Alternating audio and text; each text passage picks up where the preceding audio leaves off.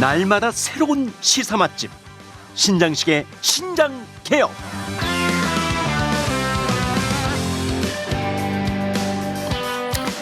(8월 23일) 월요일 저녁 6시 11분.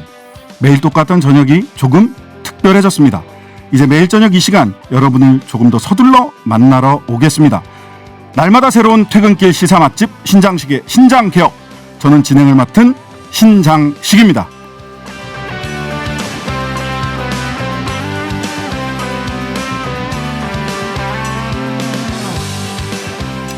국민권익위원회가 국민의힘과 비교섭단체 5당에 대한 부동산 거래 전수조사를 발표했습니다. 언론중재법 개정안 대치 상황도 심상치 않은데요. 여야 입장 차례로 들어보겠습니다. 신장식의 신장개혁 첫 방송을 맞아 아주 특별한 손님이 기다리고 계십니다. 냉철한 시선 너머로 노동자의 감수성을 따뜻하게 어루만지는 분이죠. 작가 김은 선생 만나봅니다. 아프가니스탄 난민 문제가 국제사회의 뜨거운 고민거리로 떠올랐습니다. 미국 정부가 난민 수용 장소로 주한미군 기지를 검토 중이라는 보도도 나왔는데요. 난민 문제 해결을 위한 방안 진단해 봅니다.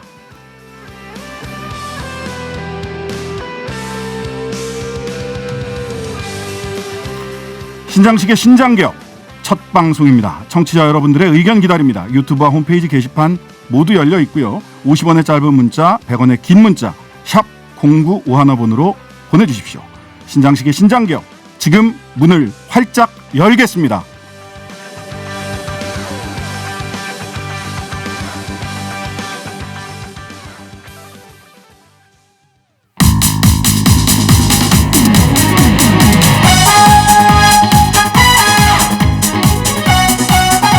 네, 첫 노래 윤수연의 손님 온다 들려드리겠습니다. 진심으로 축하드립니다. 손님 온다, 손님 온다, 손님 오신다. 반가운 손님이 줄지어 오신다. 일요일에 오는 손님은 일찌감치 와서 예쁜 손님. 2월에 오는 손님은 이판사판 우리 집만 오는 손님. 3월에 오는 손님은 삼척동자도 아는 손님. 4월에 오는 손님은 사랑을 주고받고 싶은 손님. 손님 온다, 손님 온다, 손님 오신다. 반가운 손님이 줄지어 오신다. 5월에 오는 손님은 오다 가다 정든 단골 손님.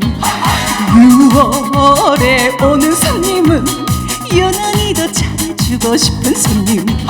7월에 오는 손님은 지가을 더위를 식혀주고 8월에 오는 손님은 팔팔 끓는 속도 달래주네. 에이, 나같이 온다. 어머, 신장식의 신장개혁에 여기저기 손님들이 온다. 어머, 오셨어요? 어머, 또 들어오실 거죠? 온다, 온다, 온다, 온다, 온다. 손님이 몰려온다. 손님 온다, 손님 온다, 손님 오신다. 반가운 손님이 줄지어 오신다. 9월에 오는 손님은 구경만 하고 가도 좋은 손님. 10월에 오는 손님은 시원시원 손이 그래서 큰 손님. 11월에 오는 손님은 17번 동네 손님. 12월에 오는 손님은 12양큼 매너 좋은 멋쟁이 손님. 헤이, 손님 온다, 손님 온다, 손님 오신다. 반가운 손님이 줄지어 오신다. 이구장 저구차 물 건너 이웃 나라 먼 나라에서 사계절 12달 끊임이 없이 손님이 몰려온다.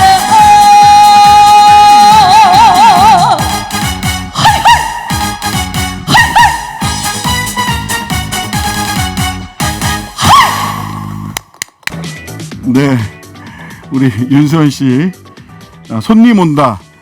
모두들 오늘 들어오신 분들 옆에 손에 손잡고 단골 손님 꼭 돼주시기 바라고요. 문자 많이 왔는데요. FUDADAK 후다닥님이 코로나 시대 자영업자들에게 바치는 노래 이렇게 그 유튜브 댓글 달아주셨고요. 달아주셨고요. 0070님 신장식 변호사님 개업을 진심으로 축하합니다. 부디 뉴스공장을 압도하는 프로그램으로 만들어주세요. 9402님 신장개업 말만 들어도 기대와 설렘 대박나기를 기원합니다. 이런 문자 보내주셨습니다. 근데 저는 굉장히 땀이 나네요. 지금 이 장면이. 예, 감사합니다.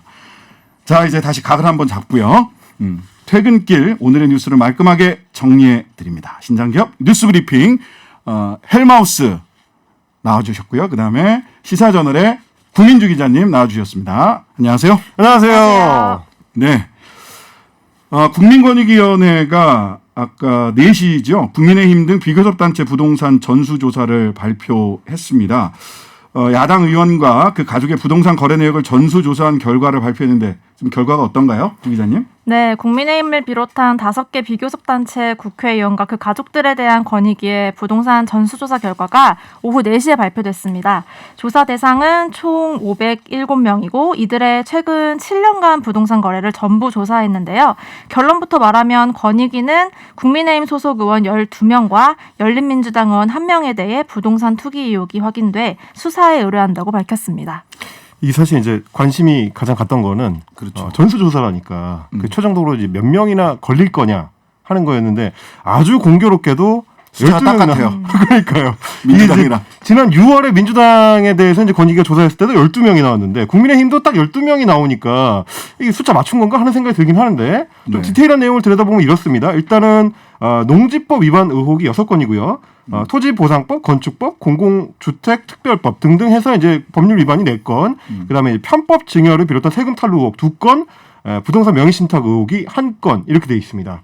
열린민주당 1명 같은 경우는 업무상 비밀 이용 의혹으로 이제 잡혀 있습니다. 네, 뭐 이미 본인이 소명 자료를 냈기 때문에 네. 그 김의겸 의원이신데, 네. 예, 이제 이 가명이지만 실명인 상태죠. 예, 지금. 흑석 김의겸 선생님이라고 네. 이야기를 하는데 이따가 김의겸 의원하고는 사실 언론중재법 때문에 저희들이 네. 인터뷰를 잡아놨는데 안 물어볼 수가 없을 것 같습니다. 그럴 일단 것 김의겸 같습니다. 의원님 이야기 직접 들어보고요. 그게 제가 그래서 12명씩 나와다 보니까 네. 그럼 이 비례상으로 따져보면 어느 정도일까 싶어가지고 좀 계산을 해봤는데 민주당 같은 경우는 그 당시 174명 중에서 12명이라서 그랬고요. 약 7%. 지금 이제 국민의힘 같은 경우는 102명 중에서 12명이라서 12%. 비례상으로는 2배 정도 된다. 이렇게 네, 보시면 네. 될 것 같습니다. 어쨌든 숫자는 같습니다. 우연의 일치겠죠. 그렇겠죠. 네. 그 국민의힘에서는 당 입장 발표됐나요?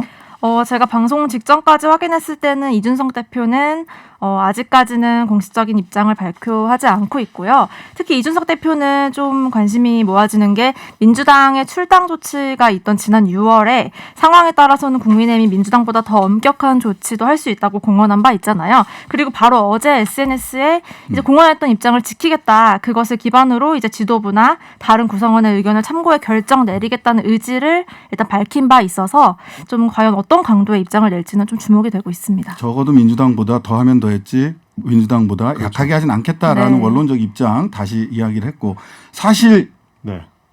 이준석 대표가 이게 하나의 정치적 카드가 되는 게 아니냐라고 하는 예상도 있어요. 어떻게 보시나요? 아마 이제 본인 입장에서 어제 오늘 발표 나오기 전에 페이스북에다가 그 멘트를 올린 것 자체가 그런 의도가 좀 깔려 있지 않느냐는 해석은 있는 것 같아요. 근데 이제 의문이 들 수밖에 없는 게 민주당의 당시 대처라는 게 탈당 권유 혹은 이제 출당 조치였습니다. 네. 그러니까 이제 국회의원을 대상으로 했을 때는 어떻게 보면 당에서 내릴 수 있는 가장 좀 강력한 조치를 한 셈인데 이준석 대표가 공언한 대로 이거보다 더 강한 조치가 되려면 그럼 뭐가 가능하냐? 징계? 그러니까요.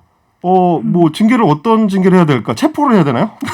이런 정도 수준이 아니면 더 강한 조치가 가능할까라는 생각이 일단 하나 들고 또 하나는 뭐냐면 최근에 이준석 대표가 처한 입지의 문제입니다. 지금 이제 이준석 대표 입장에서는 약간 코너에 몰린 상태이기 때문에 이 카드를 활용해서 이제 역전을 노리려고 하는 거 아니냐라는 이제 진단들은 나오고 있지만 반면에 만약에 이게 송영길 대표가 했던 것처럼 각 개별 의원들한테 탈당 권유나 이제 출당 조치로 갈 경우에는 오히려 역풍이 불 수도 있다. 그래서 당내에서 국회의원들이 강하게 반발할 경우에는 이준석 대표의 입지가 더 자칫하면 이제 위협받을 수 있는. 근데 이준석 대표가 강하게 해도 네. 명분이 딸려서 쉽게 반발하지는 못할 겁니다. 뭐 그럴 수 쉽게 있죠. 반발하지는 못해요. 네. 그리고 가장 강한 조치는 뭐냐면 그 국회 윤리위원회에 올려가지고요. 네. 의원직을 박탈시킬 수도 있습니다. 아마 국민의힘에서 그렇게 추진한다면 민주당에서 반대할 리가 없잖아요.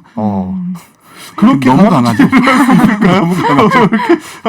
그러니까 또 하나 이제 생각이 좀 드는 거는 뭐냐면 이 이제 명단을 구체적으로 국민권익위원회 같은 게 밝히지는 않았습니다. 네. 근데 지금 이제 소위 말하는 이제 지라시 형태를 통해서 돌고 있는 이름들을 보니까 사실은 각 예비 후보들의 캠프에 지금 몸담고 있는 분들의 이름이 보입니다. 여기서 또 이제 비율을 따질 겁니다. 분명히. 네. 각 그렇게 캠프별로.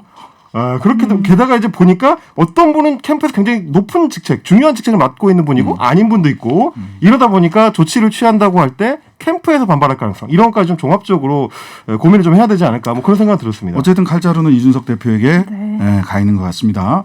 앞서 6월 민주당 같은 경우는 이미 권익위 조사 결과 받아봤죠. 소속 의원 12명에 대해서 부동산 의혹이 제기됐었는데 뭐 한번 정리하고 민주당은 어떻게 됐는지 정리해놓고 넘어가도록 하겠습니다. 그렇죠. 앞서서 먼저 매를 맞았죠. 민주당이 이제 그 같은 권익위 조사에서 의원 12명이 나와서 이제 탈당을 권고를 했는데 2달 정도가 지낸 현재 스코어를 살펴보면 윤미향, 양이원영 두 비례대표만 제명을 하고 나머지 지역구 의원 10명에 대해서는 아직 실질적인 조치를 하지 않은 상황입니다. 그래서 사실 국민의힘 이준석 대표가 또 한 가지 고민이 있을 것 같아요. 이게 얼마나 공세적인 조치를 취할지 다소 회의적으로 좀 얘기가 나오는 이유는 일단 당장 국민의힘 의석수가 104석으로 민주당에 비해서 좀 적은 편이고 탈당이나 제명 조치를 민주당보다 이제 실효성 있게 하다가는 자칫 이제 개헌 저지선이라 그러죠. 101석이 또 무너질 우려도 있기 때문에 과연 얼마나 단호한 결정을 할 수 있을까 이것도 좀 지켜봐야 될 부분인 것 같습니다. 네,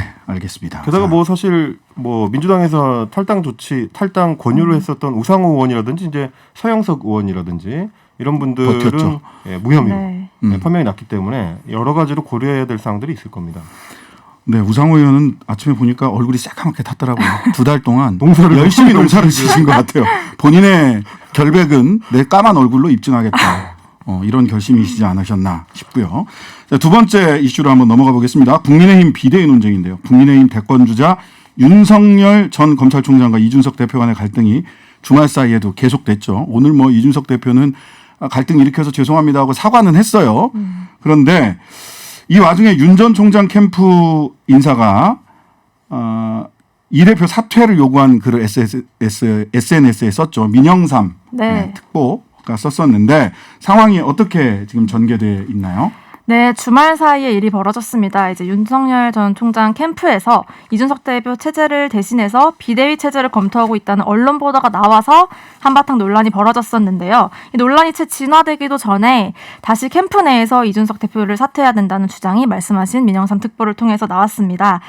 민영삼 통합 이제 전 특보죠. 자신의 SNS에 이준석 대표는 대표 사퇴 후에 유승민 캠프로 가서 본인 맘대로 하고 싶은 말을 다 하든지 대표직 유지하면서 대선 때까지 무건 수행을 하든지라고 올린 것이 이제 화근이 됐는데요. 결국 민특보가 글을 올린 지 불과 반나절 만에 특보직에서 자진 사퇴했지만 이후에도 이게 상황이 영 봉합되는 것 같지 않습니다. 이 특보 임명된 지 한 사흘? 나흘? 사흘밖에 안 됐습니다. 사흘이죠. 불과 뭐 금방 이제 해촉이 되긴 했는데 네. 지금 오늘 아침에도 보니까 이제 윤석열 캠프의 김병민 대변인이 정말 여러 방송에 나와서 정말 열심히 해명을 하더라고요. 네, 이건 네. 이제 사실 무근이다라고 해명을 했는데 바로 지난 토요일에 MBC 라디오에 출연했던 이준석 대표 같은 경우는 이렇게 해명을 하고 yes or no로 답변하는 것 자체가 지금 문제다라는 문제 제기를 하기도 했었습니다. 그리고 또 뭐 언론에만 그 이런 일요신문에서 그 처음에 최초에 보도를 했던 건데 언론만 법적 책임을 물을 게 아니라 이런 얘기가 공식적으로 있었다면은 캠프 내 인사들도 법적 책임을 물어라. 그렇죠. 이렇게 그 얘기는 곧 실제로는 캠프 내에서 그런 논의가 오갔던 거 아니냐라는 의혹 제기에 가까운 거기 때문에 상당히 윤석열 캠프 쪽에서는 이제 곤혹스러운 그런 상황인 건데 저도 그래가지고 윤석열 캠프를 취재하는 기자들 한 서너 명한테 좀 물어봤어요. 네네. 사실 이게 이제 맥락이 있지 않습니까? 갑자기 대표 사퇴가 얘기가 나온 게 아니고 그 전에 정무실장 같은 경우도 그 당시에 탄핵 이제 얘기를 탄핵을 탄핵. 이제 언급을 했었던 적이 있고 이제 맥락이 있는 거 아니냐라는 의혹 때문인데 기자들한테 취재했을 때도 윤 캠프를 다니다 보면 실제로 캠프의 관계자들이 이준석 대표를 향해서 굉장히 날선 반응들을 지속적으로 많이 노출을 해왔다. 그 얘기를 들었다는 기자들이 굉장히 많더라고요. 그러다 보니까 이제 캠프의 어떤 전반적인 분위기가 이준석 체제에 대한 불신이 굉장히 팽배해 있는 상황이고 그런 얘기들이 알게 모르게 이 대표한테 이제 귀에 계속 들어가고 있다가 사퇴라는 단어가 튀어나오게 된 거다. 어쨌든 이렇게 보는 것 같습니다. 이 갈등이 더 그 비화되는 것을 막기 위해서 윤 캠프에서는 이런저런 조치를 했는데 근데 하필이면 또 윤 전 총장 지지 모임 윤사모가 국민의힘 대구시당 앞에서 이준석 대표 사퇴 규탄 대회를 열었다라는 얘기가 있던데, 예, 기자님. 네. 이게 일단은 장재원 캠프 상황실장이 이게 후보와 무관하게 활동하는 단체다. 이제 불필요한 오해를 낳을 수 있는 집회라면서 한 차례 자제를 촉구했는데도 결국 오후 2시에 오늘 시당 앞에 대구시당 앞에서 윤사모 회원들이 이 대표의 사퇴를 촉구하는 집회를 연 것으로 확인이 됐습니다. 이 대표의 통화로 노치 논란부터 이어지고 있는 이제 이른바 윤석열 이준석 갈등이 참 끝날 듯 끝나지 않아 보여요. 네, 내일 아마도 이준석 대표가 그 부동산 전수조사 관련해서 어떤 조치를 취하느냐 그 조치의 대상이 윤 캠프에 몇 명이나 있고 뭐 최재형 캠프에 몇 명이나 있고 이걸로 그 다음 라운드가 펼쳐지지 않을까 이렇게 예상됩니다. 언론중재법 이야기 해봐야 되겠네요. 오늘 법사위 소위에 지금 올라가 있는데 언론중재법 둘러싼 여야 충돌 조짐이 만만치 않습니다. 야당에서 전면투쟁 불사하겠다고 나섰는데 사실 야당이 선택할 전면투쟁의 방법이 그렇게 녹록지는 않습니다. 네, 그렇습니다. 이제 일단 야당에서는 언론중재법이 아니라 언론재갈법이라면서 이게 저지를 위해서 뭐 총력 대응을 다하겠다고 밝혔고요. 야권의 주요 대선 후보들도 같은 목소리를 내고 있습니다. 윤석열 전 총장은 뭐 어제 국회를 찾아서 기자회견 자리에서 이 법이 시행되면 이제 권력 비리는 은폐되고 또 독버섯처럼 자라날 것이라면서 비판을 했고 또 최재형 전 감사원장도 전면 투쟁 필요하다면서 이제 25일이죠. 내일 모레 이제 국민의힘 대선 후보 비전 발표회가 있는데 이것까지 이제 연기를 할 필요가 있지 않냐라고 주장도 했습니다. 이 비전 발표까지 연기하면서 해야 될 문제인지는 잘 모르겠습니다만 왜 갑자기 거기서 비전 발표가 나오는지 모르겠어요. 네. 민주당 내에서도 근데 다른 의견들이 좀 나오고 있죠. 그렇습니다. 지금 이제 김두관 후보를 비롯해서 뭐 박용진 후보 이런 분들이 자칫하면 개혁의 부메랑 효과가 나타날 수 있다 이런 이제 우려를 좀 내놓고 있는 상황이고 일부 법 조항들에 대해서는 이제 구체성이 좀 떨어지고 모호한 측면이 있으니까 좀 보강을 할 필요가 있다. 이제 이런 입장을 좀 내놓고 있기는 합니다.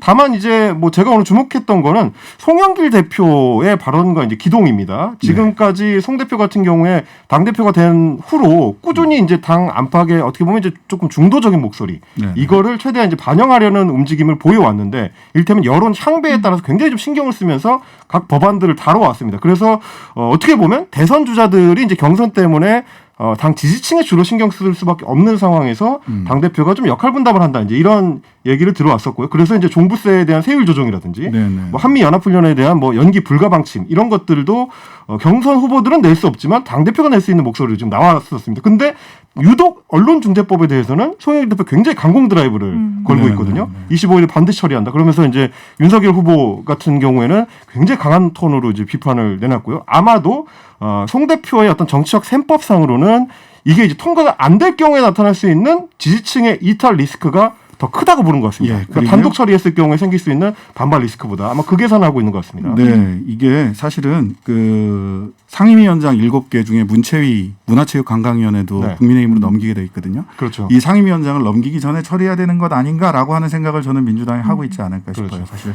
한번 물어보고 싶고요. 그리고 사실 이제 언론중재법에 대해서는 지속적으로 여론조사상으로 이제 찬성이 높은 비율을 50%가 보여왔습니다. 넘어요. 네. 예.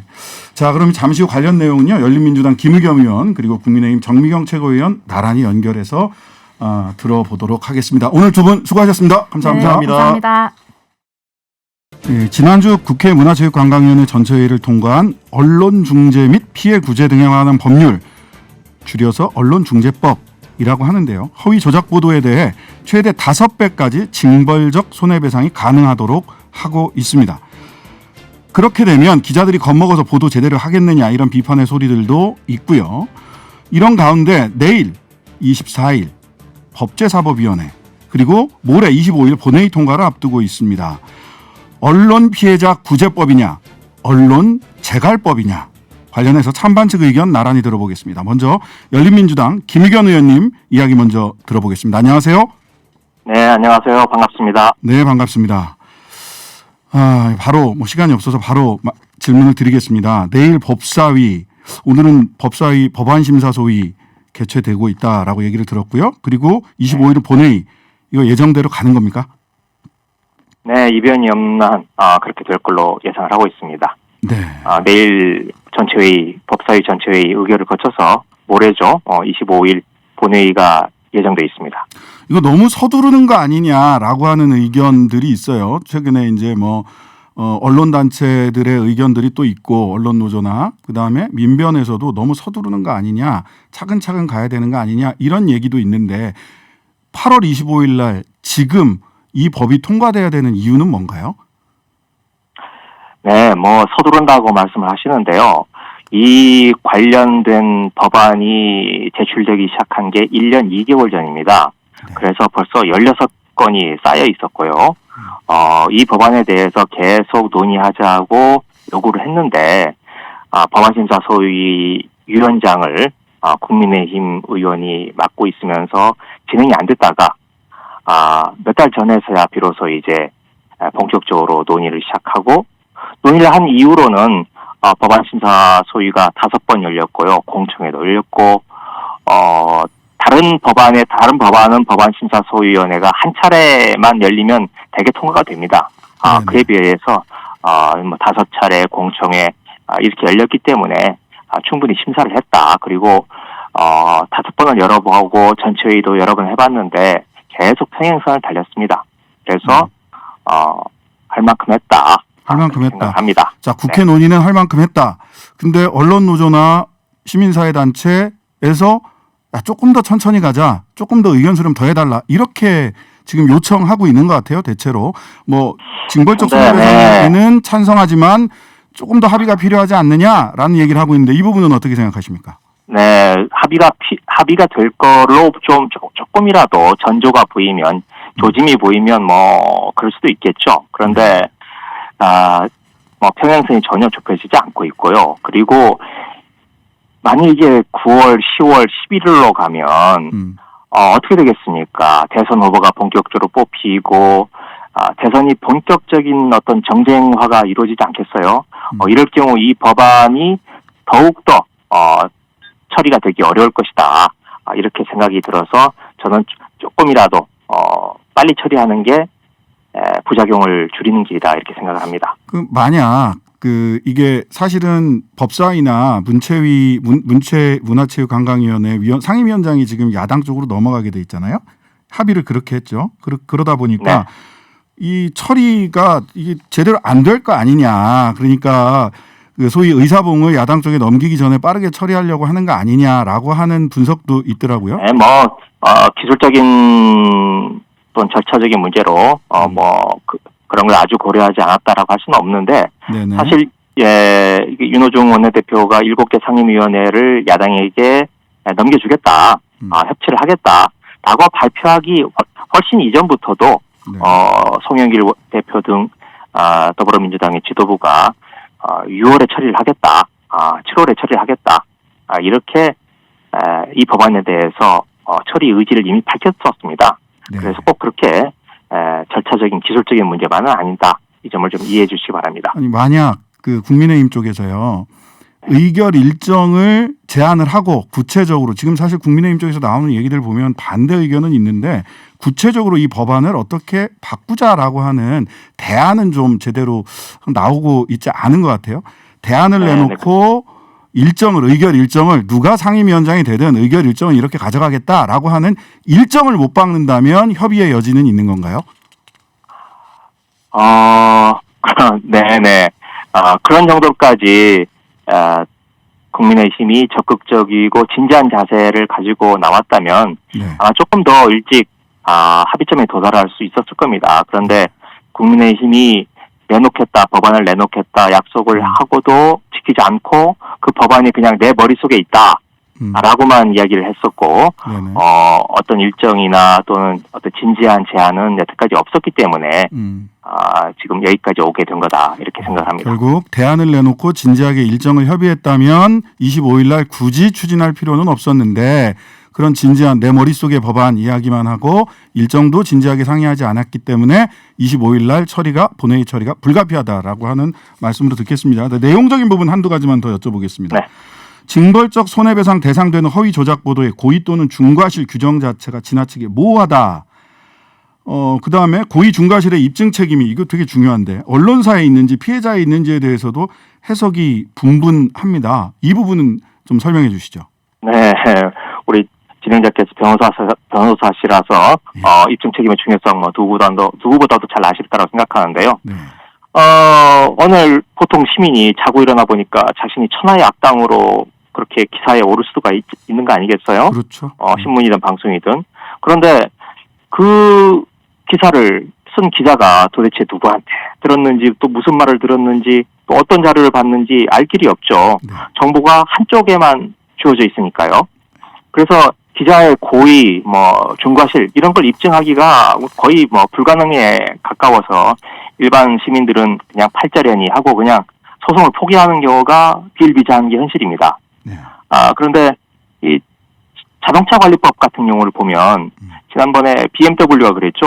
차가 잇따라서 불이 나면 자동차 회사가 그 입증 책임을 고객이 아니라 자동차 회사가 지도록 지금 되어 있습니다. 네네. 고객이 회사의 잘못을 입증하는 게 아니고 BMW가 우리는 잘못이 없다라고 입증을 해야 비로소 재판이 성립이 되는 건데 네. 이번 법은 양쪽이 그 입증 책임을 양쪽이 나눠 갖자 공평하게 이렇게 저희들이 법안을 만들었고요. 일단 이 징벌적 손배 5배까지 받으려면 명백한 고의 중대한 과실이 있어야 되는데 이 명백한 고의 중대한 과실이 뭐냐 라고 하는 의문이 있을 수가 있어서 그래서 네 가지 기준을 제시했습니다. 그래서 네 가지 기준이 맞으면 이제 입증 책임이 충족되는 걸로 추정하는 걸로 그렇게 지금 법안을 만들었습니다. 그러니까요. 이게 법률가로서 보면 고의 중과실 예시 또는 열거해서 추정하는 형태란 말이죠. 쭉 한 네 가지 정도 예시해 놓고 그로부터 추정하는 방식인데 이게 사실 굉장히 낯선 입법 방식이거든요. 결과적으로는 그 법원에서 판례를 통해서 판례를 축적해야 명백해질 수 있을 것 같아요. 그렇지 않고 이것만 가지고는 조금 어려운 부분들이 있을 것 같아서 조금 어색함이 없지 않아 있다. 법률가가 보기에는 이런 말씀을 드리고요. 그러면 이거 시행은 언제 되는 겁니까? 이게 시행은 지금 8월 25일 날 본회의에서 의결되면 이게 정부에서 이송되고 국무회의 거치고 관보 게재되고 이러는데 6개월 후에 공포 이후에 6개월 후에 발효가 되도록 되어 있습니다. 그래서 대선 직전이 될 수도 있고 대선 직후가 될 수도 있는데 며칠 차이로 아마 오해를 없애기 위해서 정부가 대선 이후로 단 며칠이라도 대선 이후로 네네네. 시행은 대선 이후다 이런 말씀이시고요. 자, 우리 김 의원님 연결됐으니까 여쭤보지 않을 수가 없습니다. 오늘 권익위 야당 의원들 부동산 전수조사 결과 발표했는데 김 의원님 그 공무상 지위를 이용해서 공무상 지위를 공무상 비밀을 이용해서 부동산 취득한 거 아니냐 이렇게 지금 결과를 내왔어요. 이 부분에 대해서 한 말씀 해주시죠. 네, 우선 이 부동산 문제, 이게 무슨 새로운 부동산 문제가 제기된 건 아니고요. 2년 반 전에 저한테 제기됐던 그 문제의 흑석동 상가입니다. 이유 어쨌든 간에 부동산 문제로 또다시 심려를 끼쳐드리게 된 점 죄송하게 생각하는데, 그런데 이 업무상 비밀 이용, 이건 정말 사실이 아닙니다. 이게, 이미 2018년 5월에 롯데건설을 시공사로 선정을 했고요. 제가 부동산을 구입하는 날은 그 2달 뒤입니다. 7월 달에 롯데건설로 7월에 제가 구입을 했는데 롯데건설로 시공사가 선정됐다라고 하는 건 제가 기사를 검색해봤더니 한 이틀 사이에 한 60건이 이미 기사가 나간 그런 누구나 알 수 있는 겁니다. 근데 제가 지금 요 인터뷰하기 직전에 지금 자료를 받았는데요. 권익위로부터. 권익위가 그러면 왜 업무상 비밀을 이용했다라고 보느냐라고 근거를 제가 그 자료를 통해서 보니까 제가 문장을 하나 읽어드리겠습니다. 네, 이렇게 나와 짧게 있어요. 좀 부탁드리겠습니다. 청와대 대변인으로 재직하고 있어 개발 정보를 취득했을 개연성이 없다고 단정하기 어려운 점. 이렇게 이유를 들고 있어서 대단히 빈약한 근거에서 저 대문제를 제기했다. 저로서는 억울하지만 하여튼 이번 기회에 공식적인 결론을 내릴 기회라고 저는 긍정적으로 생각하고 수사에 적극적으로 성실히 임하겠습니다. 예, 정보합동 특별수사본부에서 결국 수사를 하게 됐는데요. 수사에 성실히 임해서 어느 주장이 맞는지 한번 국민들 앞에 이렇게 제대로 보여주실 수 있었으면 좋겠습니다. 예, 오늘 연결해 주셔서 감사합니다. 네, 고맙습니다. 네, 바로 연결하겠습니다.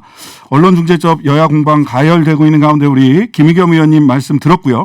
국민의힘 정미경 최고위원님 전화 연결돼 있습니다. 의원님 안녕하세요. 네, 안녕하세요. 네. 지난주 법안 처리 과정을 두고요. 여야 공방이 굉장히 컸습니다. 여당에선 야당의 문체위 회의실 진입 행동부터 문제 삼고 있는 상황인데요. 야당으로서는 문체위 회의실 진입할 수밖에 없었다 이렇게 생각을 하실 것 같아요. 그 당시 문체위 공방의 본질을 뭐라고 보십니까? 문체위 공방의 본질은 지금 사실 국민들께서 민주당의 여당에게 180석 이상을 준 거는 정말 잘하라는 거잖아요. 네네. 근데 이런 식으로 자기네들이 원하는 법안을 막 뚝딱뚝딱 아무렇게나 막 만들어요. 법이 아니에요, 요즘에는. 네. 무슨 금 나와라 뚝딱이에요. 그런 식으로 지금 만들고 있으니까, 이게 그게 핵심인데, 그 핵심에 대해서는 얘기를 안 하고 있다는 게 정말 좀 저로서는 정말 황당하고, 사실 보면은요, 우리가 검찰 개혁을 한다고 이 청와대하고 민주당이 여당이 들고 나왔을 때요, 사실 반대했습니다. 네네. 검찰 개혁? 그게 아니고 검찰 장악이라고. 네. 지금 똑같아요. 결국은 뭐냐면 조국 사태를 보고 다 알았어요. 검찰 개혁이 가짜였다는 거를. 결국은 검찰 장악이 있었구나.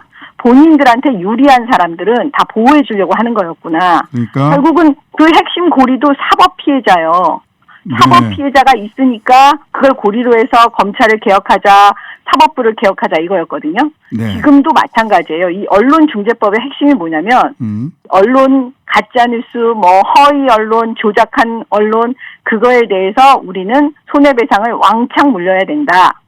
그 말만 들으면 솔깃하거든요. 그러니까 네? 그 사법 피해자하고 똑같은 거죠. 네네. 그러니까 사법 피해자를 최고위원님 사법 피해자를 빌미 삼아서 검찰을 장악하려고 했던 것처럼 언론 피해자들을 빌미 삼아서 언론을 장악하려고 하는 거다. 지금 이렇게 보시는 장악하려고 거죠? 하는 거다. 그게 예. 핵심인 거죠. 이것도 근데 나중에 결국엔 또 알게 될 거예요. 왜냐하면 검찰 개혁이 가짜였다는 게 네. 조국 사태에서 우리가 봤어요. 왜냐하면 조국을 갑자기 수호하자는 게 검찰 개혁 이퀄 조국을 수호하자 이렇게 나왔잖아요. 예. 근데요. 이 결국은 언론중재법도 언론 장악 이제 이게 결국은 드러날 거라는 거죠. 네.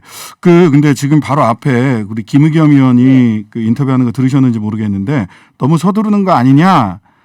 조금 더 이따가 충분히 조금 더 협의할 시간이 필요한 거 아니냐라고 질문을 드렸더니 1년 2개월 넘게 충분히 협의하고 있었다. 법사위에서도 논의를 하려고 했는데 오히려 야당 쪽에서 법사위 의사 진행을 방해를 했던 거다. 1년 2개월이면 충분히 협의할 만큼 했다.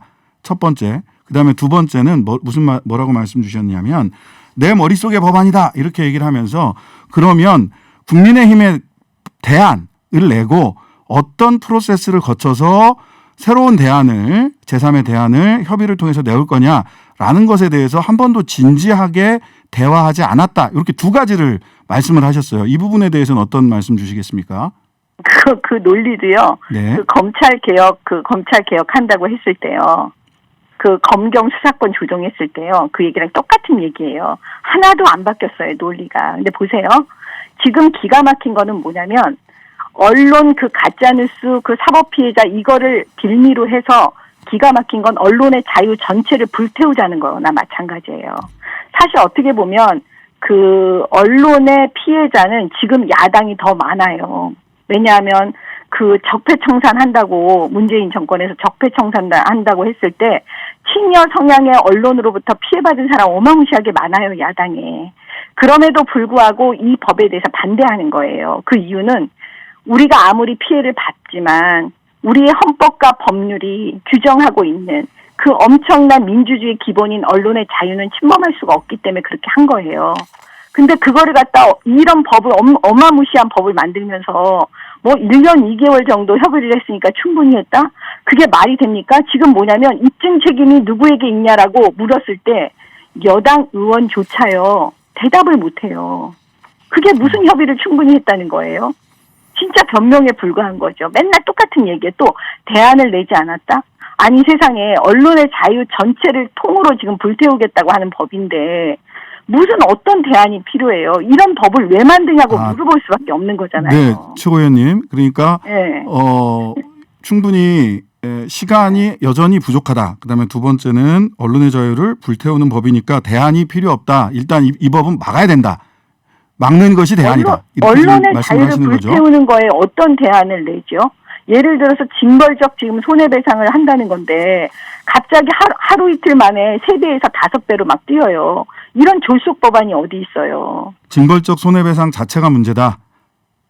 징벌적 손해배상 자체가 문제라는 게 아니라 이거의 의도가 나쁘기 때문에 저희가 말씀드리는 거예요. 그러면 언론 보세요. 피해자를 구제하기 위한 징벌적 손해배상 제도 자체는 뭐 동의할 수 있으나 지금 다른 부분이 문제다 이렇게 지금 이해를 제가 하면 되나요? 말씀드리는 거는 네. 징벌적 그거를 갖다가 무슨 기계적으로 1+2는 1은 2다, 1+2는 3이다 이런 얘기를 말씀드리는 거 아니에요. 네. 문제는 검찰 개혁하고 똑같은 거예요. 의도가 뭐냐는 거죠. 의도가 나쁘면 그 뒤로 수행되는 모든 과정은 사실은 나쁜 거예요.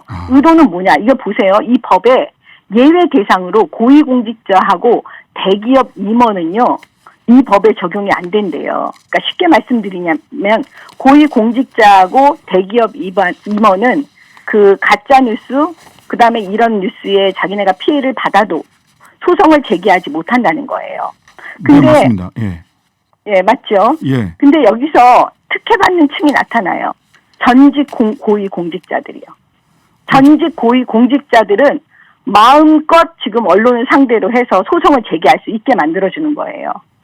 그러면 전직 고위공직자의 대표적인 분이 누굴 것 같아요? 문재인 대통령이 이번에 이제 대통령을 그만두게 되시면 내년 3월에 임기 만료로 그러면 전직 고위공직자가 되시는 거예요. 그러면 문재인 대통령에 대해서는 언론은 이제 함부로 얘기를 못해요. 그 재임 시절에 있었던 일을. 문재인 보호법이다. 이런 네, 말씀이신 그러니까 거죠? 한편에서는 뭐라고 얘기를 하냐면 결국은 뭐냐면 문재인 대통령을 보호하기 위해서 이런 법을 만든 것이 아니냐. 이렇게 의심할 수밖에 없는 지경에 이른 거예요. 좀 많이 나가신 거 아닙니까? 이거 한 가지만 더 많이 나가는 게 말씀드리면 아니라 예. 제 얘기는 뭐냐면 왜 이런 오해까지 받아가면서 하시느냐는 거예요. 예. 이렇게 졸속으로 어쨌든 그다음에 막 순식간에 예, 어쨌든 근데 한 가지 제가 이제 네. 변호사라서 이거는 형법 개정안이 아니라 민법이라서 이게 형사처벌하는 법은 아니거든요. 민법으로 이제 민사상 손해배상 하는 법이라서 이거는 사실은 민법과 형법상의 소위 언론으로부터 피해받은 사람들의 전체 피해를 하기 위한 규제의 총량을 어떻게 조정할 것이냐라고 하는 문제와도 좀 연결이 돼 있는 것 같기는 합니다. 근데 어쨌든 우리 정미영 최고위원님 말씀은 이거는 사실상 문재인 보호 법안이다. 문재인 대통령을 보호하기 위한 법안이다. 오해를 일각에서는 그런 오해를 하는 거죠. 그런 오해를 충분히 받을 만한 법이다. 왜냐하면 왜 그렇게 하냐는 거죠. 그다음에 네. 사실은 언론의 피해를 내가 봤다고 주장하는 사람들 대부분은요. 네. 다 있는 사람들이거나 고위공직자이거나 권력자이거나 대부분 이런 분들이세요. 네. 사실은 서민들하고 일반인들하고는 좀 거리가 먼 거예요. 그러면 결국은 뭐냐면 힘 있는 자들이 결국 언론에다가 그 침묵을 강요하는 법이 될 수가 있잖아요.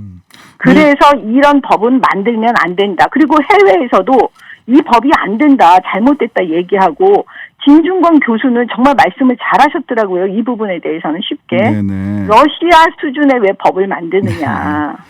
그다음에 알겠습니다. 오죽하면 이낙연 후보에게 말했어요. 동양대 표창장 위조에 대해서 이게 가짜 뉴스냐 진짜 뉴스냐 대답해달라고. 너무나 쉽게 지금 이 법에 대해서 설명하시는 것 같아요. 알겠습니다. 그래서 어쨌든 정리를 해보면 이거는 악법이기 때문에 대안을 놓고 진지하게 논의할 대상이 아니다. 이렇게 지금 정책위원님 말씀은 정리를 할 수 있을 것 같습니다. 만약에 저에게 대안을 묻는다면 네네. 저는 충분히 대안을 제시할 수 있다고 봐요. 왜냐하면 대안이 있으세요? 대안이 내놓으시죠. 있죠. 예. 지금 현재 있잖아요. 그 중재에 관한 법이 있어요. 왜냐하면 언론중재법 있죠. 피해를 예. 그렇죠. 피해를 본 그 언론중재법 안에서 그거를 갖다가 그 더 이렇게 활성화시키는 규정을 충분히 만들 수가 있어요. 이게 언론중재법 개정안인데 이 법 자체가 언론중재법을 개정하는 거 제 아니에요? 얘기는 뭐냐면 지금 현재 있는 규정에서 네. 그게 어떻게 보면 한 번 딱 만약에 잘못된 그 기사가 나갔잖아요. 네. 그러면 다 그 기사로 도배되고 난 다음에 어떤 일이 벌어지냐면 제가 신청을 하면 예를 드는 겁니다. 이건 잘못됐다 이러면 거기에 잘못됐다는 오보라는 걸 한 줄 정도 써주잖아요. 네. 그게 아니고 그거에 대해서 여태까지 한 그 언론사에서 이거를 도배한 만큼 도배한 횟수로 이거를 다시 도배해달라. 네네네. 이런 알겠습니다. 방식으로 사실 저는 대안을 제시하고 싶거든요. 네. 그런 논의는 하나도 하지 않고 지금 이런 식으로 징벌적 손해배상 이렇게 가는데 사실 대한민국 법은요. 손해배상이 징벌적이지가 않아요. 예. 뭐 기본적으로 아시겠지만. 그렇습니다. 예. 예, 제가 징벌적 손해배상이 아닌데 이렇게 이 부분만 하니까 아니요, 뭐 지금 뭐 이거 상법 거죠. 개정안부터 시작해서 이제 개별법으로는 좀 들어오고 있는데요. 자, 마지막으로 한 가지만. 자, 민주당보다 오늘 국민의힘 부동산 전수조사 결과 나왔잖아요. 이준석 대표는 민주당보다 더 엄격하게 하겠다라고 얘기를 하셨는데 최고위원회에서 이거 언제 논의하죠? 지금 저희가 아직 그 명단을 제가 조금 전까지 확인하니까 아직 못 받았다고 그러시더라고요. 원내대표께서. 네네. 아마 지금 우리가 하고 있는 인터뷰 하고 있는 도중에 예. 그게 왔을 수도 있는데요. 그래서 사실 내용을 아마 정확하게 지금 파악이 안 되고 있거든요. 최고위원회에서 그다음에- 결정을 하시겠죠? 네, 최고위원들끼리 모여서 이제 그거에 대해서 회의를 해서 이제 그 사항별로 검토를 지금 하는 과정이 좀 필요하고요. 그 다음에 민주당에서는 지금 저희가 그게 되게 궁금한 게 지금 아무튼 5초 남았습니다, 당 후보를 최고위원님. 했는데 네, 흐지부지 돼가지고 예. 민주당보다 더 세게 한다는 그 기준이 없어져 버렸어요. 흐지부지한 민주당보다 더 세게 하고 싶은데 네. 기준이 뭔지는 잘 모르겠다. 네, 민주당의 기준이 뭔지 잘 모르겠어요. 네, 알겠습니다. 그건 제가 민주당 쪽에 한번 또 물어보도록 하겠습니다. 네, 자, 정미경 최고위원님 감사합니다. 네, 고맙습니다. 네, 잠시 후 3부에서는 작가 김은 선생님과의 대담 이어가겠습니다.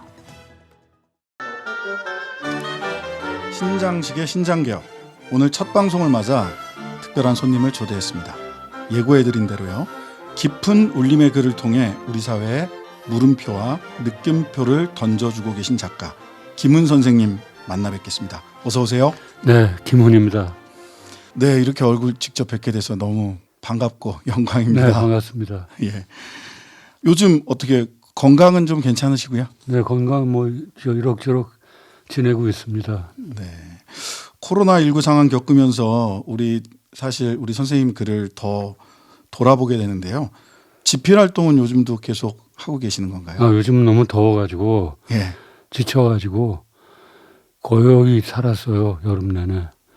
날이 좀 추워져서 서늘해져서 네. 이제부터 조금씩 좀 써보려고 하는 생각 가지고 있습니다.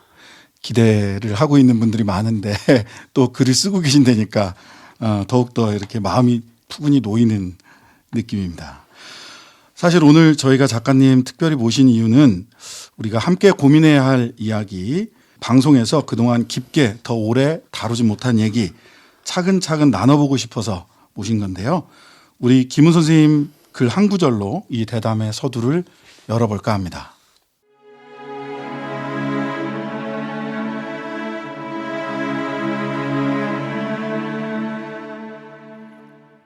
주여, 우리를 매맞아 죽지 않게 하옵소서. 주여, 우리를 굶어 죽지 않게 하소서. 주여, 겁 많은 우리를 주님의 나라로 부르지 마시고 우리들의 마을에 주님의 나라를 세우소서. 주여, 주를 배반한 자들을 모두 거두시어 당신의 품에 안으소서.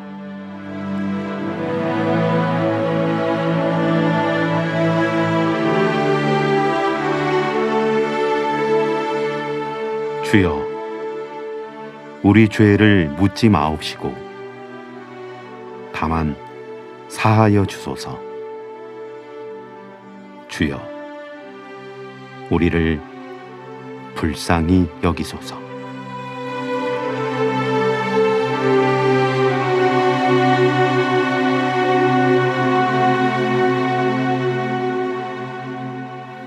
네.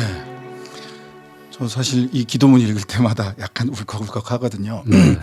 소설 흑산, 제 기억으로는 361페이지였던 것 같은데요. 우리 TBS 나선홍 아나운서의 목소리로 들어봤습니다. 소설 흑산은 민초들의 삶을 그린 작품인데요. 여기에 나오는 기도문인데 저는 새삼 요즘 이 기도문을 다시 읽으면 주여 우리를 떨어져 죽지 않게 하옵소서, 주여 우리를 끼어 죽지 않게 하소서, 이렇게 읽히더라고요. 그렇군요. 그 기도문은 제가 그 흑산을 쓰기 위해서 흑산도 현장을 여러 번 답사를 갔다가 그 현장에서 18세기 말에 초기 천주 교인들의 그 기도를 제가 채집해서 쓴 것입니다. 그 문장은 제가 물론 쓴 것이지만 그 기도의 뜻은 저의 것이 아니고 그 초기 천주교에 박해받던 그 민초들의 기도입니다. 네. 그분들의 것이죠.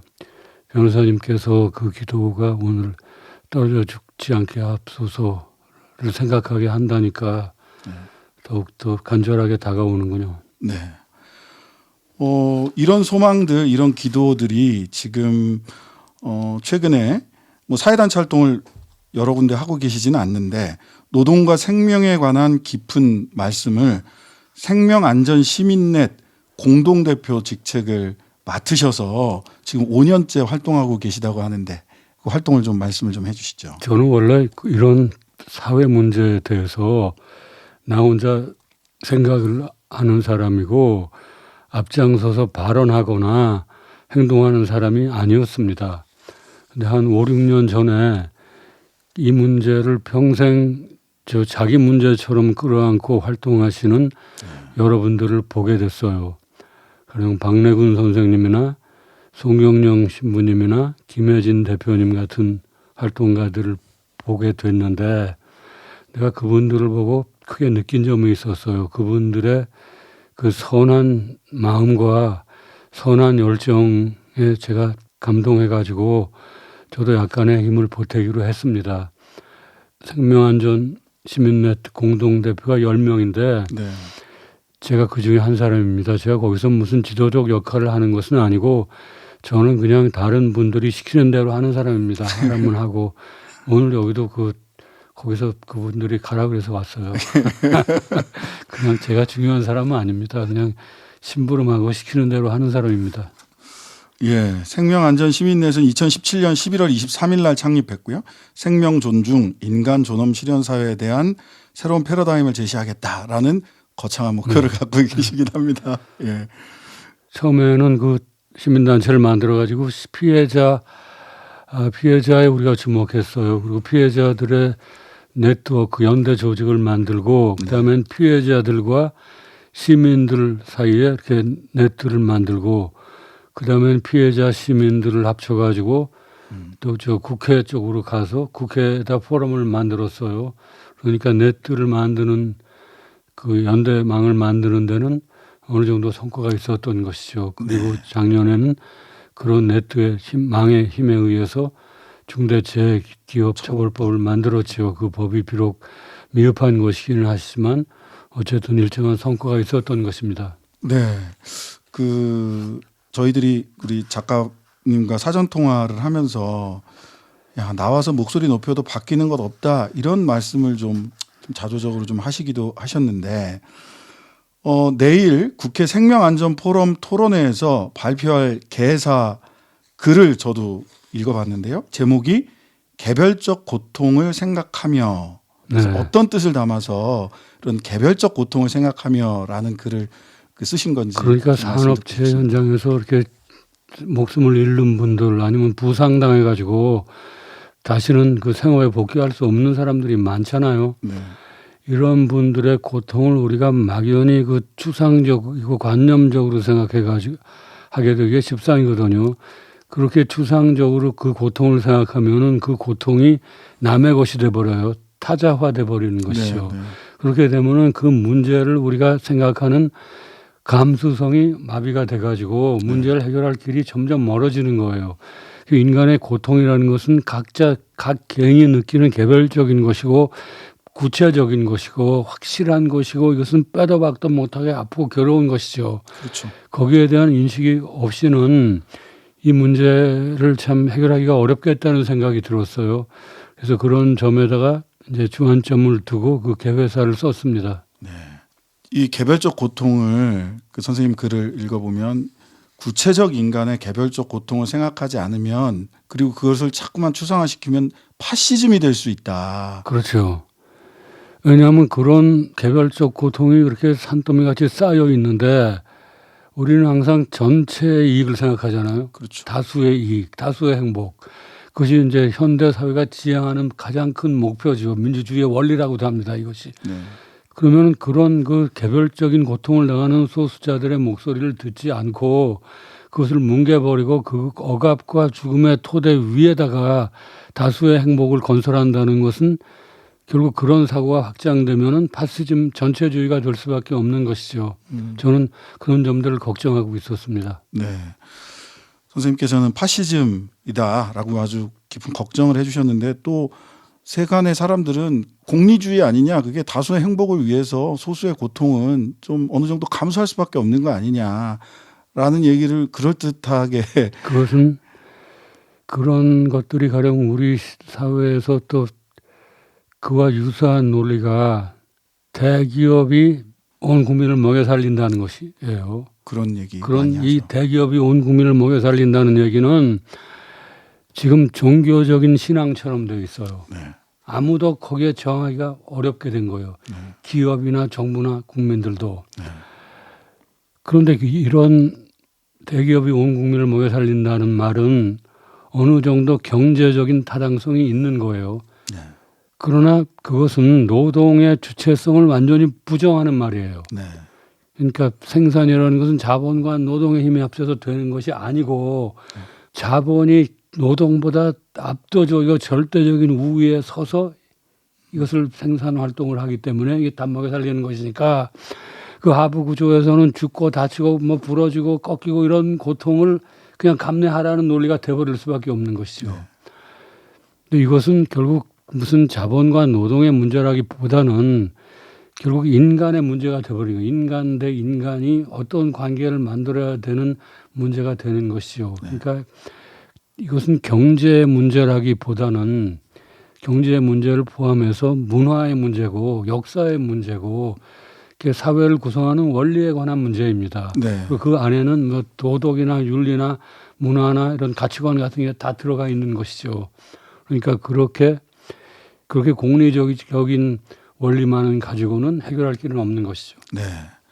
공리적인 접근법으로는 해결 불가능하다. 사실은 개별적이고 구체적인 고통, 사람의 삶 이것을 봐야 한다. 이것은 단순히 경제의 문제가 아니라 문화, 역사, 철학 그리고 인간의 문제다라는 말씀을 주셨습니다. 여러 사건 사고들 거치면서 21대 국회에서 재난과 참사에 대한 법안들도 많이 쏟아졌습니다. 1호 법안이 중대재해처벌법 올해 1월에 아쉬움이 있지만 통과를 됐고요. 2호 법안으로는 생명안전기본법 발의가 됐는데 아직 국회에 머물러 있는 상태입니다. 법이 만들어진다고 해서 모든 문제를 해결할 수는 없겠습니다마는 일단 생명과 안전을 중시하는 사회적 분위기는 마련됐다 이렇게 평가하는 분들도 계시는데 지금 뭐 어느 정도는 좀 그런 분위기로 좀 돌아섰다 이렇게 보이시나요? 저는 참 이런 말을 할 때마다 가끔씩 절망감을 느꼈는데 네. 이게 말로 해서는 안 되는 세상이 아닌가 싶은 절망감도 있었어요. 말로 해서 안 되는구나. 말을 할수록 그 사람들이 타성이 생기고 그런 비극적 재난을 일상화 돼가지고 저 사람들 또 하던 말 또 하네 이렇게 돼버리니까 말에 대한 절망감이 있었는데 그래도 말로 해서 안 된다고 해도 결국은 우리는 말을 할 수밖에 없구나 하는 생각도 했어요. 말을 할 수밖에 없어요. 말을 자꾸 하다 보니까는 이 문제가 이대로는 안 되겠구나 하는 것에 대한 사회적인 경각심도 어느 정도 생겼던 것 같아요. 그래서 재처벌법 같은 거를 만드는데도 그런 사회적인 분위기가 많이 도움이 됐던 것은 사실입니다. 네. 근데 지금 오늘까지가 대통령령, 시행령에 사실 많은 부분을 좀 옮겨놓은 것도 있었거든요. 오늘까지 의견 수렴을 해서 시행령을 이제 제정을 하겠다라고 하는데 경제단체들이 굉장히 부정적인 입장을 많이 그렇죠. 보이고 있습니다. 이분들한테 좀 무슨 한 경제단체의 말씀 좀 입장은 해주시죠. 전에 얘기했던 것처럼 우리가 니들을 다 매겨 살린다 이거. 오직 그겁니다. 이것은 이런 논리를 들이대면은 참으로 양쪽이 난감해지는 거예요. 제가 말씀드렸듯이 그런 논리로는 이 문제를 해결할 길이 없는 것이죠. 그동안에 중대재해처벌법 입법 과정을 제가 봤더니 정부의 입장은 어떤 거냐면은 피해자들은 이렇게 막 호소를 하고 그러잖아요. 그럼 그 경영자 단체들은 그걸 또 자기 이익과 자본과 입장을 방어하는 것이죠. 그럼 정부가 이거를 적극적으로 나서서 이렇게 어떻게 돌파구를 찾고 뚫고 나가서 문제를 해결할 생각이 없고 정부는 중재를 하려고 중재. 양쪽 사이에 중재해서 이렇게 적당한 타협점을 찾으려고 그러고 중재자의 역할을 하려고 그러고 해결자 역할을 하지 않고 중재자 역할을 하는 거예요. 그 기업은 그 뒤에 숨어 있고 그러니까 점점 밀려가는 것이죠. 시행령 모법에서도 밀리고 또 지금 밀려가고 있습니다. 오늘도. 답답한 그러니까 해결사가 아니라 중재자 역할. 중재자 역할을 하는 거 계속 중재를 하는 거예요. 이 중재자 역할이 아니고 이 해결자 역할이 돼야 되는데 자꾸 중재자 자리로 가는 거예요. 해결자의 역할로 가야 된다. 예, 맞습니다. 사실 재난과 참사, 산업재해가 일어날 때마다 관련 법안들이 사실은 그때그때 막 쏟아져 나왔거든요. 그런데도 지금도 여전히 안타까운 죽음들이 나오고요. 법을 만들어놔도 법안이 방패가 되지 못하고 있다는 지적들도 많습니다. 사건 때는 사건이 벌어지면 법안이 나왔다가 항상 제대로 만들어지지 않고 이게 반복되고 있는데 이게 계속 찧었던 문지방에 머리 다시 또 찧고 있는 듯한 느낌이거든요. 이 근본적인 배경은 어디에 있다고 생각을 하십니까? 이 법을 만들어도 이렇게 적용되는 범위를 축소하고 빠져나갈 구멍을 많이 만들어 놓고 그렇기 때문에 법을 만들어도 죽음이 계속되는 게 아닌가 싶은 생각이 들었어요. 자꾸만 그 법을 만들어 놓으면 규제를 철폐하라고 기업 쪽에서 그러는데 이 규제 때문에 이제 기업을 하기가 어렵다 이런 얘기죠. 근데 거기에 대한 저의 생각은 이렇습니다. 규제를 철폐해야 마땅한 규제가 있어요. 그건 뭐냐면 그 공무원의 특권을 유지하는 규제가 있어요. 공무원들이 자기네들의 특권을 유지하고 기업을 간섭해서 공무원의 입장을 강화하는 그런 규제가 많이 있습니다. 그건 철폐해야 마땅하죠. 그렇죠. 그리고 과거로부터 이렇게 무의미하게 내려오는 규제들이 있어요. 관행적으로. 그런 것도 철폐해야 마땅한 것이죠. 그러나 이렇게 없앨 수가 없는 규제가 있어요. 환경에 대한 규제라든지 위생에 대한 규제라든지 노동을 어떻게 다뤄야 되느냐의 문제, 기업과 기업 간의 그 경쟁을 어떻게 해야 되느냐, 경쟁의 정당, 공정한 경쟁을 해야 된다. 이런 방면의 규제는 이것을 철폐한다는 것은 신중하게 해서 이렇게 하나하나 따져봐야 될 것이지 거기다 기업의 이윤의 논리를 적용해서 철폐할 수 있는 것이 아닙니다. 철폐할 수 있는 것이 있지만 철폐해서는 안 되는 것도 있는 것이죠. 그래서 이런 규제를 하나하나 풀어 나가니까 실제로 재해가 많이 발생한 경우도 있어요. 아니면 2, 3년 전에 화학 규제를 풀어서 화학 규제. 그랬더니 당연히 화학 사고가 많이 났어요. 화학 사고 끔찍한 거거든요. 규제를 풀더라도 이윤의 논리로 네. 규제를 풀 거냐 말 거냐 그런 기준을 정해서는 안 되는 그러한 규제들이 엄연히 있다. 그게 있는 거예요. 예. 우리가 양보할 수 없는 규제가 있는 것이죠. 양보할 수 없는 규제. 예. 그리고 그 양보할 수 없는 규제의 그 저변에는 가장 기준이 되는 건 사실은 구체적이고 개별적인 인간의 고통과 관련된 규제 이런 부분들은 양보할 수 없는 규제다라는 이야기를 주셨습니다. 사실 근데 우리가 이제 김은 선생님이 이런 노동 이야기를 이렇게 하시네 하면서 깜짝 놀라고 하는 분들도 계셨습니다. 처음 말씀을 하실 때는 일부 이게 노동이라고 얘기를 하면 일부 진보층의 구호로만 느끼고 있어서 그런 것 같습니다. 또는 정치적인 의미로 받아들이는 사람도 많은데요. 왜 매일매일 일하면서 사는데 사실은 다 노동하는 시민들인데 왜 우리 국민들은 노동 그러면 일단 색안경부터 끼고 보고 일부 사람들이 하는 얘기지 라고 생각하면서 자기 이야기로 느끼지 못하는 경우들이 많은데 이건 왜 이럴까요? 글쎄요. 이런 참 산업재해 문제를 해결해야 된다는 것은 이것은 진보 보수의 문제가 아니고 진보 보수가 이렇게 정치적으로 대결해야 될 문제가 아니라고 생각합니다. 이것은 인간의 삶과 죽음에 관한 문제지요. 나는 진보 보수의 문제를 말하고 싶지는 않지만 이런 문제가 오히려 보수주의자들의 아젠다가 되어야 된다고 생각하는 거예요. 이 사망 사고를 막아야 된다는 것. 네.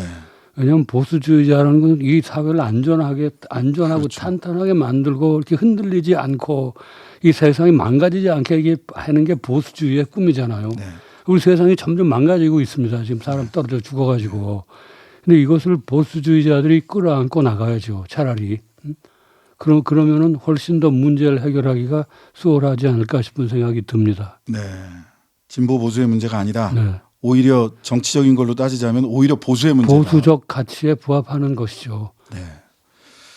근데 이 산재 얘기를 하면은 기업 다 말아먹으려고 하느냐 뭐 이런 생각들을 많이 하시고 이게 오히려 일부의 문제제기 아니냐라고 이런 생각을 하는 동안에 2020년 통계를 보면 하루에 대체로 2.4명이 집으로 못 돌아오셨어요. 2.4명이 돌아가셨어요. 매일. 돌아가시는 분들도 그렇고 이렇게 부상당해가지고 네.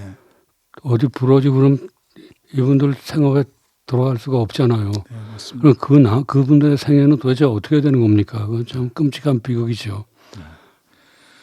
사실 우리가 노동과 산재, 참사 말할 때요. 피해자다움이라고 하는 것을 언론이나 우리 국민들이 많이 생각을 합니다. 이런 통념도 있는데 사실 피해자들한테는 이것도 폭력 아닌가 그렇죠. 싶습니다. 그것은 지난번에 그 세월호 참사 때도 그런 현상이 있었어요. 피해자는 네. 피해자의 자리에 가서 입 다물고 얌전히 앉아 있으면서 보상이 올 때를 기다리고 그렇게 하는 게 피해자다운 거다 이런 거예요. 네. 그렇지 않고 나서서 막 이렇게 문제를 해결하고 소리 높이고 목청을 높이는 것은 피해자답지 못하다고 생각하는 거예요. 세월호 때도 그 피해자들이 막 그 목소리를 높이니까 어떤 여론이 벌어졌냐면 당신들이 이렇게 목소리를 높이면은 경기가 회복이 안 돼서 우리가 먹고 살 수가 없이 된다. 이런 여론이 또 팽팽하게 지배적이었어요. 한동안에. 경기를 다 무너뜨린다. 경제가 망가지는데 그 소리를 내지 말라 이런 것이죠. 그러니까 피해자는 피해자 다음에 피해자 자리에 가서 입 다물고 있어라 이런 것이죠. 그건 참 야만적인 언동이라고 생각해요. 그런 것이. 그런 일들도 피해자다움을 강요하는 것들도 지금 세월호를 겪으면서 우리가 많이 그런 언동을 사회가 이렇게 걸러내고 누를 수 있는 역량도 어느 정도 키워진 게 아닌가 싶은 생각은 듭니다. 예. 사실 부모님이 상을 치르면서도 친구들이 오면 웃으면서 맞이하거든요. 그리고 눈물은 알로 떨어지고 숟가락은 위로 올라간다라는 말도 예전부터 있었는데 꼭 피해자들한테는 가만히 있어라라는 얘기를 하죠. 최근에 김용균 씨 어머님이나 또는 평택항 이선호 군 아버님이 문제 해결을 위해 나서는 것도 아니 자식 잃은 부모가 가만히 있지 죄인인데 그렇죠. 이런 식의 이야기들을 저 사람 왜 저러나 그러죠. 네, 그러죠. 그리고 피해자답게 행동을 해라. 네. 그러니까 참 잔인한 얘기입니다. 네. 자, 크고 작은 노동 현장 저마다 시스템이 다르고 상황이 다릅니다. 우리 선생님께서 걱정하신 대로 그럼 파시즘으로 나아갈 것이 아니라 조금 더 건강하고 긍정적인 힘으로 이 논의가 나아가기 위해서 우리가 좀 어떤 태도, 자세 이런 걸 가지는 게 좋을지 선생님 말씀해 주시죠. 이 산업재해 문제는 참 이게 거대한 비극이거든요. 네. 가장 큰 문제는 그 밑바닥에 깔린 건 두 가지라고 생각해요. 하나는 구조적인 문제예요. 네. 구조적인 문제는 그 불안전 고용의 문제죠. 네, 불안전 고용. 불안전 고용. 그 노동의 맨 밑바닥에 있는 근로자들의 노동상의 그 근로자의 노동자로서의 지위가 매우 낮다는 것이죠. 그렇죠. 그렇기 때문에 그렇게 휘둘르면서 그 참혹한 지경을 당하는 것이죠. 지위가 너무 낮기 때문에. 그것은 구조상의 문제입니다. 그리고 하청, 재하청, 3차 하청 이런 것들이 가지고 오는 구조상의 문제가 있고 또 하나는 이제 인식의 문제가 있어요. 그건 아까 말했던 기업이 온 국민을 먹여 살린다는 인식의 문제와 구조의 문제가 겹쳐가지고 해결하기가 어려운 일이 되었죠. 가장 중요한 문제는 그 인식의 문제를 해결하지 않으면은 구조의 문제를 해결할 수가 없을 거예요. 우리는 거기에 부닥쳐가지고 앞으로 나가기가 참 어려운 것이죠. 네. 그런 논리를 극복할 수 있는 그런 심성이 필요한 것이죠. 그런데 기업이 국민을 먹여 살린다는 논리는 아주 정밀해요. 과학적이고 완벽하고 경제적으로 이렇게 틀림없어요. 경제학이 다 그걸로 이걸 가지고 이루어져 다 노벨 경제학상을 받고 엄청난 논리가 돼 있는 거예요. 네. 이거 부시기도 정말 어려운 것이죠. 그럴 때 참. 우리가 생각해야 될 것은 아무튼 개별적인 인간의 구체적인 구체적인 고통으로 우리는 생각을 돌려야 된다. 그런 얘기를 하러 이 자리에 왔습니다. 예. 선생님 뭐 나와서 목소리 높여도 바뀌는 거 없다 이런 말씀 많이 하셨는데 그래도 말을 할 수밖에 없죠. 그래도 말을 해야 된다. 한 사람이 말하고 두 사람이 말하면 네. 돌들이 일어나 소리 지르리라. 우리는 말 안 하고는 살 수가 없다. 네. 알겠습니다. 그리고 이 처음에 얘기했던 김 선생님 흑산에 있던 기도문 주여 우리를 매맞아 죽지 않게 하옵소서. 주여 우리를 떨어져 죽지 않게 하옵소서. 주여 우리를 굶어 죽지 않게 하옵소서. 주여 우리를 끼어 죽지 않게 하옵소서라는 의미로 한번 개별적이고 구체적인 인간의 고통을 한번 다시 생각해보는 시간이었던 것 같습니다. 선생님 마지막으로 한 말씀 우리 시청자 여러분들께. 지금 그 변호사님께서 네. 읽으신 기도문 중에서 제일 중요한 것은 하느님의 나라를 우리 마을에다가 세워야 된다는 것입니다. 네. 이 땅에다가 네. 내세에다 하는 게 아니고 저 세상에다 하는 것은 아니고 우리 마을에 지금 당장 이걸 우리가 해야 된다 이것이죠. 네.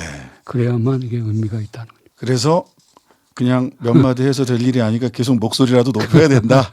그건 변호사님이 하십시오. 나는 집에 갈 테니까. 선생님 힘드시더라도 한 달에 한 번 정도라도 저희 아이고. 프로그램 나오셔서 좋은 말씀 좀 해주시면 정말 좋을 것 같습니다. 선생님 꼭 좀 부탁드리겠습니다. 선생님 오늘 감사합니다. 네, 고맙습니다. 네, 이슬람 무장단체 탈레반이 아프가니스탄을 장악했다라는 뉴스가 연일 보도되고 있습니다. 그런 가운데 미국의 월스트리트 저널에서는 한국 등 해외 미군 기지 안에 아프간 난민을 수용하는 방안을 검토 중이다 이런 보도가 나왔습니다. 사실 한미 간에는 소파라고 하는 한미 주둔군 지휘협정이 맺어져 있고요. 그리고 미군 기지는 미국 땅이죠. 주재국 지위를 가지고 있기 때문에 미국 땅이라서 임시 수용을 하느냐라고 하는 문제는 미국 땅에 본인들은 미국 땅을 어떻게 이용할 거냐라고 하는 문제이긴 한데 결국은 한국 국경을 거쳐서 가야 되기 때문에 한국 정부와 협의하겠다. 아직 지시받은 바 없다라고 한국에 있는 미군 사령부에서는 이렇게 대변을 통해서 얘기를 하기도 했습니다. 임시 수용하는 문제 그리고 그 이후에 난민 정착 여부는 또 별개의 문제인데요. 이거 큰 이런저런 의견들이 많이 나뉘고 있습니다. 그래서 공익법센터 어필이라고 있습니다. 여기가 난민들을 지원하고 이주민들을 지원하는 그런 공익법을 다루고 있는 센터인데요. 여기서 관련 업무 하고 계신 우리 이일 변호사님 모시고 잠깐 짤막한 인터뷰 들어보도록 하겠습니다. 안녕하세요. 안녕하세요. 예. 먼저 우리 한국의 아프간인들은 지금 몇 명이나 들어와 있습니까? 예, 사실 그렇게 아주 많이 계신 편은 아닌데요. 이제 법무부에서 밝힌 통계에 따르면 400여 명 정도 있고 등록되어 있는 외국인들이 그러니까 미등록 상태, 그러니까 어쩔 수 없이 탈레반의 위협 때문에 돌아가지 못했다거나 이런 분들까지 합치면 한 500여 명 정도 조금 안 되게 있는 걸로 지금 추산하고 있습니다. 이 한 400에서 500명 정도 계신 분들 중에 우리나라 난민법, 우리나라 법체계에서 난민으로 인정받은 분은 몇 분이나 계시죠?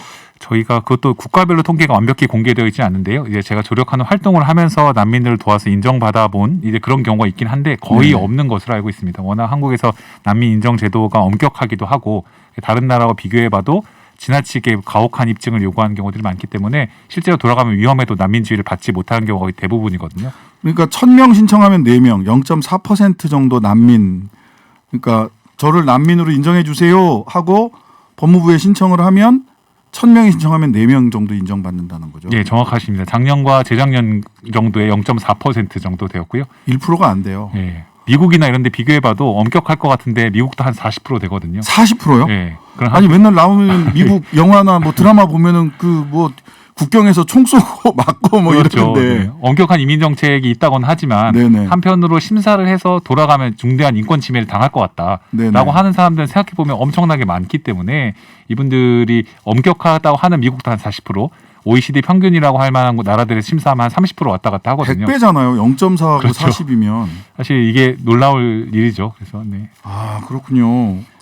사실 숫자로 보면 우리나라는 그러면은 난민 문제를 유럽 같은 경우는 사실 난민 문제가 지난번에 시리아 국경 맞습니다. 개방되고 뭐 이러면서 난민 문제가 굉장히 컸고 굉장히 핫 이슈였고 네. 독일의 메르켈 총리 같은 경우 그것 때문에 굉장히 정치적인 그런 불안정성을 초래하기까지 했는데 어쨌든 간에 근데 우리나라 0.4%면은 신청자 0.4%라고 한다면은 우리나라가 난민 문제를 그렇게 두려워하거나 네. 굉장히 사회경제적 큰 이슈다 이렇게 볼 수 있을지 자체가 좀 의문이 드는데 어떠신가요? 네, 사실 그렇습니다. 왜냐하면 난민 숫자 전 국민의 인구수 대비 난민의 숫자 이런 통계를 하면 한국이 전 세계에서 130위 정도 되거든요. 130이요. 예, 거의 한국은 사실 난민이 없다시피 한 나라이기도 하고 그래서 사실 저희들의 문제가 2018년 예멘 난민들 이슈 때 약간 불거지긴 했지만 네, 제주도. 네, 제주도에 오셨을 때 그런 경우도 있었지만 사실 그 난민들이 계속 한국에 계셨습니다. 옛날부터도 숫자는 아주 많지는 않아도 그 전에도 한국에도 계셨고 계속해서 있을 건데 그때 이슈가 조금 과장되게 다뤄지거나 사람들이 처음으로 한국에도 난민이 있어라고 해서 낯설으셨던 분들이 많이 있었기 때문에 좀 그게 정치 이슈화가 됐던 것뿐이지 사실 어떤 뭐 사회적인 측면에서나 네. 대부분의 그런 측면에서 무슨 난민 문제가 커다란 정치 쟁점화될 것은 사실 한국에서는 아닌 거죠. 네.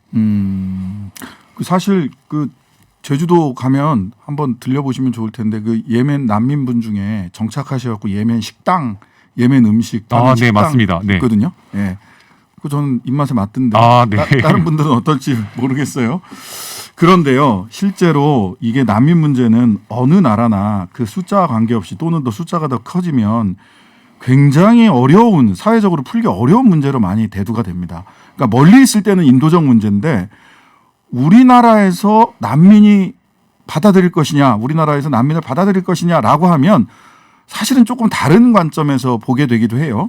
특히나 아프간인들은 무슬림 아니냐. 그 사람들은 탈레반의 피해자일 수 있지만 탈레반이랑 싸우던 사람이니까 다 비슷비슷하게 혹시 폭력적이지 않겠느냐라는 그런 의심을 하는 그런 의구심을 갖는 분들도 많이 있습니다. 뭐 지금 우리나라에 무슬림 난민들이나 이주민들이 굉장히 많이 들어와 있는데 어떤가요, 현황이? 저희가 그 무슬림 통계에 이렇게 돼 있고 이게 다 개인 종교와 관련된 것이어서 통계가 외국인 중에 또 무슬림 이런 통계가 사실 그렇게 많지는 네네네. 않은데요. 그러니까 저희들이 일반적으로 갖고 있는 그런 시각이 사실 좀 되게 저희가 은연중에 생각하기도 쉽지만 어떤 미디어를 통해서 우리가 강조되거나 아니면 저희가 갖고 있는 좀 잘못된 인종적 편견일 수도 있다고 생각을 해요. 예를 들어서 한국 사람들은 범죄자라든가 한국 사람들은 폭력적이다라고 한다든지 기독교인들은 폭력적이다 아니면 유교 믿는 사람들은 정말 장난 아니게 이상한 사람들이다. 라고 생각하면 사실 그렇게 일반화할 수 없는 것들인데 사실 구체적인 이런 문제들은 개인적인 사정과 여러 가지 문화를 따져봐야 되는데 그게 안 되는 면들이 많이 있는 것 같고요.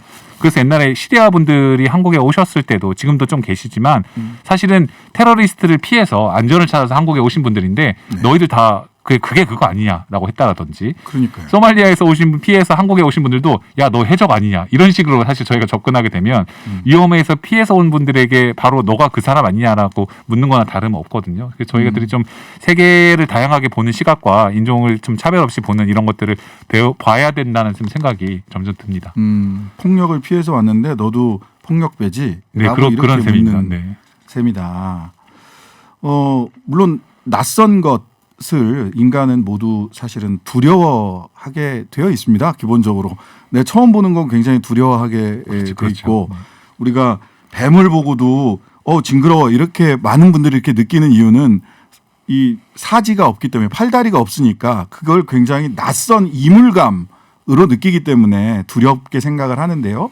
이슬람이나 또는 중동에서 이렇게 오신 분들 아랍이나 또 동남아에서 오신 분들 특히 이번에 아프간 쪽에서 만약 한국 미군 기지에 한국에 있는 미군 기지에 오신다라고 하면 굉장히 낯설죠. 배타성이 저는 당연히 들 수 있다고 생각합니다. 하지만 그때 우리나라의 법과 제도 그리고 우리 시민의식은 어느 방향을 향해 가야 하는가가 중요하다고 생각을 하는데요. 자, 지금 이런 난민 문제는 사실 조금 더 뒤에 우리 사회가 직면할 문제예요. 아프간 부분도 실제로는 임시 수용부터 어떻게 될지 아직 모르는 문제이긴 한데 난민 문제가 발생을 한다라고 하면 우리 정부는 어떤 좀 원칙을 세워야 할지. 네, 아무래도 그 아프간 난민분들한테에 대한 태도는 사실 좀 예멘 난민들 이슈 2018년하고 약간 다른 것 같은데요. 사람들 많은 시민분들이 예멘 난민들의 문제가 불거졌을 때는 네네. 예멘이 어디인지도 잘 모르는 경우가 많았어요. 그러다 그렇죠. 보니까 되게 낯설어했는데 지금은 전 국민이 아프간이 어디인지 알고 아프간에서의 한국과 어떤 관계가 있었는지도 어느 정도 알고 있고 아프간에서의 탈레반에 의한 어떤 잔악한 일들이 많이 있었다는 거에 대해 공감대가 대부분 있기 때문에 네네. 그래서 거기에 피해를 받고 피해 오신 분들에 대한 어떤 공감대가 더 있다고 생각이 들고요. 한국 정부는 지금 이 사안 예를 들어서 미군 기지와 관련된 일도 있을 수 있고 네. 아니면 한국에 지금 이미 있지만 지위를 얻지 못했던 아프간 분들이 사실상 지금은 돌아갈 수 없는 상황이 된 그렇죠. 것들이기 때문에 비자 갱신, 여권 갱신 이거 어떻게 해야 됩니까? 그렇죠. 여권 갱신을 하기가 어렵고 그런 문제들이 생겨서 사실 돌아가면 지금 아프간에서 막 이곳저곳에서 다 많이 피해 오려고 어려움을 많이 호소하시거든요. 그래서 그런 분들이 있기 때문에 한국 정부가 지금 해야 될 핵심은 일단 아프간 난민들은 인권 침해 피해 오신 분들로 우리는 보호돼야 될 대상이다. 네네. 이런 거 입장을 먼저 명확하게 하고 한국에 계신 분들에게도 어떤 체류 조치들을 명확하게 이제는 나라가 없어진 거나 다름없는 상태로 지금 그렇죠. 가고 있기 때문에 예. 그런 분들을 먼저 하고 해외에서 오신 분들도 적절한 조치를 좀 해야 된다고 생각합니다. 우리가 8월 15일을 8.15를 기점으로 해서 우리 홍범도 장군 모셔왔는데요. 홍범도 장군도 난민이었습니다. 네. 이런 점들을 좀 우리 널리 마음으로 또 토론을 통해서 법과 제도로 나가기 전에 법과 제도도 물론 바꿔야 될 게 많다는 걸 저도 잘 알고 있습니다만은 그 이전에 사실 우리가 어떻게 이들을 바라볼 거냐. 멀리 있을 때는 인도주의적이었다가 내 곁으로 올 때는 굉장히 배타적으로 변화하는 게 이게 난민 문제뿐만 아니라 사람의 기본적인 저는 정서라는 생각은 합니다. 근데 이것을 어떻게 시민적 덕성 또는 인류애적 덕성으로 토론을 통해서 하나하나 공감대를 넓혀 나갈 것이냐가 더 중요한 시점이 아닌가라는 생각을 해봤습니다. 혹시 마지막으로 한 말씀 하시고 싶은 거 있으면 말씀해 주시죠. 그 난민 문제는 저희가 너무 어렵게 보지 말고 저희들이 같은 반에 전학온 친구가 있다라는 관점으로 보시는 게 좋다고 생각해요. 처음에 어색하고 낯설고 잘 모를 수 있지만 같이 막상 밥을 먹고 축구를 하고 놀다 보면 그냥 우리 친구구나라는 걸 알 수 있게 되는데 난민들을 만나본 적이 거의 없기 때문에 낯설어 하시는 거거든요. 네. 그런 입장에서 같은 좀 힘듦과 어려움을 겪었던 친구가 전학 왔다라고 생각해 주시고 같이 봐주셨으면 좋겠다는 생각합니다. 네, 지금까지 공익법센터 어필의 이일 변호사님이었습니다. 감사합니다. 네, 감사합니다. 법과 경제는 매일 들리는데 과학은 도대체 어디서 들어야 될까요? 올바른 정치를 위한 또 하나의 축, 저는 과학이라고 생각합니다. 대통령을 위한 과학, 거창하죠? 이런 이름을 붙인 코너입니다. 대통령을 위한 과학의 첫 시간입니다. 우선 청취자 여러분께 인사부터 부탁드리겠습니다. 안녕하세요. 건국대학교 상호교양대학의 이종필입니다. 반갑습니다. 네, 왜 대통령을 위한 과학인가? 사실은 과학의 기본적인 과학적 지식이나 과학적 사고방식 없이 정책 결정을 하거나 어떤 정책 결단을 내리는 게 얼마나 위험한지 네. 정말 이게 우리가 느낄 수가 있거든요. 그러다 보니까 우리 그 이종필 교수께서 대통령을 위한 과학 에세이 네. 예, 이런 책을 쓰셨더라고요. 네, 그게 벌써 12년 전. 예, 그러니까요. 저도 그 책을 굉장히 재밌게 읽었는데 그 고맙습니다. 책을 보면서 네. 야, 진짜 나 과학이 너무 모자라. 문송합니다. 네. 이런 생각을 했거든요. 네. 굉장히 좀 무겁기도 하고 한데 대통령을 위한 과학 어떤 의미로 왜 대통령이 과학 공부해야 되는 겁니까? 사실은 그 책을 썼을 때의 생각은 이제 과학적인 방법론이 다른 분야로 좀 확산되면 좋겠다. 이제 이런 생각이 좀 있었는데, 근데 마침 그때 이제 쭉 찾아보니까 미국의 그 UC 버클리의 리처드 뮬러라는 교수님이 미래 대통령을 위한 물리학이라는 수업을 진행하고 있더라고요. 그래서 그 수업에서는 그냥 그 정말로 이제 미래 지도자에게 필요한 어떤 기초적인 물리 지식, 과학 지식들을 이제 가르치는 수업이었는데 뭐 제 책은 그런 내용은 아니었습니다만 그 타이틀이 워낙 인상적이어서 거기서 모티브를 얻어서 이제 제 책 제목도 그렇게 대통령을 위한 과학 에세이라고 지었는데 사실 뭐 국가 지도자가 과학의 모든 세세한 부분을 다 알 수는 없잖아요. 그렇죠. 그런 게 중요한 게 아니라 얼마나 과학적인 마인드를 가지느냐 이런 것이 굉장히 이제 중요한 시대가 됐기 때문에 그래서 미래 지도자가 되려고 하는 사람들은 좀 반드시 이런 덕목을 좀 이제는 갖춰야 되지 않겠느냐 네네네. 그런 생각이 좀 많이 듭니다. 과학적 방법론, 네. 최소한의 과학적 지식 있어야 된다고. 그러니까 지금까지는 사실 한국 사회를 이끌었던 담론이 정치경제학적 담론이 주였잖아요. 그렇죠. 그게 이제 반독재 민주화 이런 아주 큰 대의가 있었기 때문에 뭐 어쩔 수 없는 면이 있었습니다만 지금 21세기는 이제 그것만으로는 부족하거든요. 뭐 당면한 그 기후 위기도 그렇고 지금 우리가 겪고 있는 코로나 팬데믹 같은 경우도 그 감염병에 대한 기본적인 과학 지식이 없이 의사결정이 됐을 때 그거 안 됩니다. 엄청난 피해를 몰고 있었다는 거 우리가 이제 미국 사례라든지 트럼프 보면 딱 트럼프는 굉장히 반과학주의적인 사람이었거든요. 반과학주의잖아요. 대놓고 이제 그랬었죠. 기후 위기 거짓말이다. 뭐 이래버리고. 그거도 인정하지 않고 그 백신을 반대하는 사람을 요직에 앉히고 이제 이랬던 사람이에요. 네네. 그래서 작년에 미국이 그렇게 이제 사실 작살이 났던 거고 예. 이게 그냥 남의 나라 일만은 아닌 것 같다.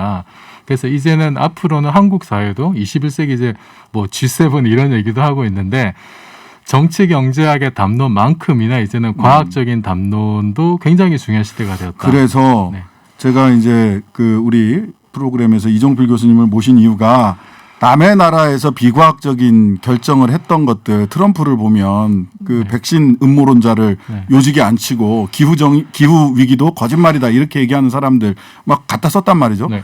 우리나라에는 그런 일이 없었는가? 그거 한번 찾아봐야 될 것 같고 대표적인 게 우리 궁금하죠. 야, 우리 국방 차원에서 핵 무장론, 핵 자위론, 핵 주권론 이런 얘기 합니다. 근데 그러면은 제가 이제 핵물리학자나 이런 분들 만나보면 정말 이렇게 막 소스라칩니다. 이게 얼마나 위험한지 저 사람들이 알고 하는 얘기냐라는 얘기를 하시더라고요. 그래서 오늘 첫 방송 주제도 보니까 핵이에요. 그 선정한 이유, 우리가 뭘 제발 이 핵과 관련된 정치적인 논의를 하기에 알아야 되는 과학적 지식 먼저 한번 말씀해 주십시오. 이 핵무기를 이제 주제로 정한 이유가 일단 그 북한 핵이 우리 현안 중에 하나잖아요. 그렇죠. 지금 여전히 미핵을 가지고 다음 정권도 분명히 높은 우선순위로 사실 해결돼야 되는 문제고 지금 뭐 물론 이제 다른 핵무기 보유국들이 있습니다. 뭐 중국도 그렇고 러시아도 그렇고 뭐 미국도 많이 가지고 있고 그런데 그런 핵무기 보유국들은 지금 우리나라와 정상적인 외교 관계에 있기 때문에 사실은 뭐 큰 문제가 아닐 수가 있는데 북한은 어쨌든 지금 정전협정의 어쨌든 당사자이고 대상인데 그런 나라가 핵무기를 가지고 있다라고 하는 것 자체가 사실은 좀 굉장히 심각한 상황입니다. 위협이 될 수 있죠. 구체적인 위협이죠. 그 자체가 사실은 좀 우리가 좀 경각심을 가져야 되는 문제인 건 분명하고요. 그리고 거기에 대해서 그 여러 가지 반응들을 보면은 이제 우리도 핵무장하자라는 얘기도 있고 또 다른 좀 급진적인 주장 중에 핵전쟁을 불사하고서라도 북한을 굴복시켜야 된다. 그러니까. 이런 얘기들도 이제 나옵니다. 그래서 뭐 물론 그런 거는 뭐 최고 결정권자나 군 통수권자가 결정한 일이긴 하겠습니다만 그런 결정을 하기 전에 그럼 과연 핵무기가 도대체 무엇이고 핵전쟁이 일어나면 어떤 일들이 벌어지고 서울 상공에서 핵무기가 터지면 어떤 일들이 벌어지는지 그거 알려주세요. 서울 상공에 핵무기가 터지면 어떻게 됩니까, 우리? 그래서 그런 것들을 다 알고 지금 이제 그런 주장들을 펴느냐 이런 게 이제 중요한 거죠. 네, 네. 그러니까 과학적인 마인드를 가진다고 하는 게 과학이 모든 문제를 해결해 줄 수는 없습니다만 많은 문제를 해결해 줄 수가 있고 잘못된 판단으로 불특정 다수에게 엄청난 피해를 줄 가능성을 줄이는 거거든요. 네, 네, 네. 그래서 어쨌든 뭐 핵무장을 하든 핵 뭐 전쟁을 벌이든 다 좋은데 일단은 기본적으로 뭔가를 알고 어떤 일이 벌어질지에 대한 뒷감당에 대한 계획이 있는지 이제 그런 게 이제 중요하다는 거죠. 네. 그래서 뭐 방금 질문하신 게 뭐 서울에서 핵무기 터지면 어떻게 되냐. 그러니까. 그게 핵무기도 이제 여러 종류가 있잖아요. 네. 여러 종류가 있는데 일단 그 실전에 쓴 게 그 45년 히로시마. 8월 6일에 이제 히로시마에 떨어진 거랑 그 3일 뒤에 나가사키에 떨어진 거 두 개가 있습니다. 히로시마 떨어진 건 우라늄으로 만든 폭탄이에요. 나가사키는 플루토늄으로 만든 폭탄이고. 그런데 히로시마에 떨어진 거는 이제 그 위력이 보통 이제 재래식 폭약 TNT 기준으로 이제 얘기를 하는데 히로시마 떨어진 게 TNT 15,000톤 규모입니다. 네. 이 15,000톤이 이게 이제 어느 정도냐면은 옛날에 2차 대전 당시에 미군이 운영했던 전략폭격기 B-29라고 있죠. B-29. B-29가 한 대가 싣고 다니는 폭약이 한 10톤 정도였어요. 10톤. 그러니까 15,000톤이면은 1,500대. 폭탄 하나가 그 전략폭격기 1,500대의 역할을 했던 그런 폭탄인데 요게 만약에 이제 서울에 터지면은 이거는 이제 실제 지금 현대화 그 히로시마급의 옛날 무기고 지금은 또 엄청나게 더 커졌을 거 아니에요. 서울은 굉장히 또 이제 히로시마는 45년 히로시마고 지금 21세기의 서울하고는 또 많이 다르긴 합니다. 다르긴 해서 정확하게 뭘 추정한다는 건 좀 어렵긴 한데 그래도 대충 이제 추정을 해보고 사람들이 대충 시뮬레이션 해봅니다. 해보면은 대충 어떠냐면은 일단 그 만약에 그 우리 세종대 장군님 동상 있죠. 네. 그 히로시마급이 그 지상 600m 정도에서 터집니다. 600m. 네, 그게 이제 한 관악산 정도 높이 되거든요. 네. 그 정도 높이에서 터져야 살상력이 최대가 된다고 해서 네. 그래서 장군님 동상 600m 상공 정도에서 만약에 히로시마급이 터졌다. 네. 그럼 어떻게 되냐면 일단 남북으로는 서울시청에서 광화문까지, 그 다음에 동서로는 탑골공원에서 경희궁까지. 네. 그 정도 있는 사람은 그냥 증발. 네, 엄청난 형체를 여기. 찾을 수 없다. 수검댕이로 그냥 다 타고 이제 장기는 증발하고 이제 그렇게 됩니다. 거의 히로시마 같은 경우에는 그 폭심 반경 1km 이내에 있는 사람은 거의 90% 사망이었거든요. 아, 그걸 폭심이라고 하는군요. 예. 뭐 이제 뭐 그라운드 제로 내지 하이퍼 센터 뭐 이런 얘기들을 하는데 그 이제 상공에서 터졌으니까 거기 이제 바로 수직 아래에 있는 점, 이제 장군님 동상에 있는 지점 되겠죠. 네.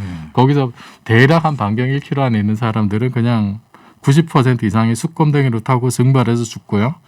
그 다음에 그냥 이렇게 타 죽는 사람들의 규모는 이제 보면은 남북으로 남산에서 청와대 정도까지. 네.